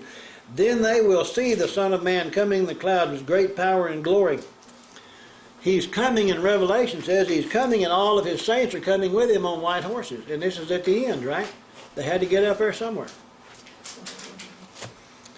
Then he will send his angels, his messengers, and gather together his elect, or his chosen ones, from the four winds, from the farthest part of earth to the farthest part of heaven. There's some in both places. There's some that died, there's some that haven't, you know. Verse 28, now learn this parable from the fig tree. When its branch has already become tender and puts forth leaves, you should know that summer is near. What has the fig tree and summer got to do with anything? Trees bloom and go dormant based on certain seasons. So he's saying when you see this thing, you know that summer is near. You see what happens to the fig tree, you understand the season. So you also, when you see these things happening, know that it is here. Know that it is near at the very door. Assuredly, I say to you, this generation, what generation? The one that sees a fig tree put forth blossoms. Who is a fig tree? Nation of Israel. When you see the fig tree blossom and put forth leaves, and in another, two or three God sit in all the nations. So how many of them are we seeing coming together? We saw one country called the United Republic of Russia or something like that, and it got all busted up and became what? A bunch of individual states. Right? Assuredly I say to you, this generation will by no means pass away till all of these things take place. Heaven and earth will pass away, but my words will by no means pass away. Is he really trying to say that heaven and earth is going to pass away, or are he just saying, my word has spoken it, and it will never go away? And he's trying to give you the finality of what his word says. Heaven and earth may pass away, but my words shall never. Verse 32, but of that day and hour no one knows. The day that no man knows. Does anybody realize that the day that no man knows is the name of the first day of the 7th month? But of that day and hour no one knows, neither the angels in heaven nor the Son, but only the Father. Take heed, watch and pray, for you do not know when the time is. It's like a man going to a far country, who left his house and gave authority to his servants and to each his work, and commanded the doorkeeper to watch. Watch therefore, for you do not know when the master of the house is coming, in the evening, at midnight, at the crowing of the rooster, or in the morning. He's talking about all these things that happened on one day. He's talking about the time of day. We already know from other parables he's coming back to what? To reap a harvest. When is a harvest? During the Feast of Tabernacles, Sukkot, right? In the fall. That sets the time, doesn't it? At the crowing of the rooster in the morning, lest coming suddenly he find you sleeping. And what I say to you, I say to all, watch. Isn't it amazing that armies and everything else establish periods of time, and they set soldiers to watch, and each one is given a particular watch to stand in so many hours throughout the day and night, and the day and night are divided up into periods of watch times? And we don't have any idea where we get this stuff from.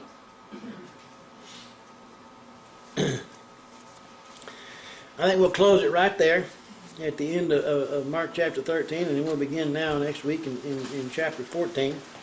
We don't have much more to get through in the book of Mark, but I hope the book is beginning to come alive as we begin to study, and tie it in with what the Torah says in the prophets. And I thank everybody for your time and your patience.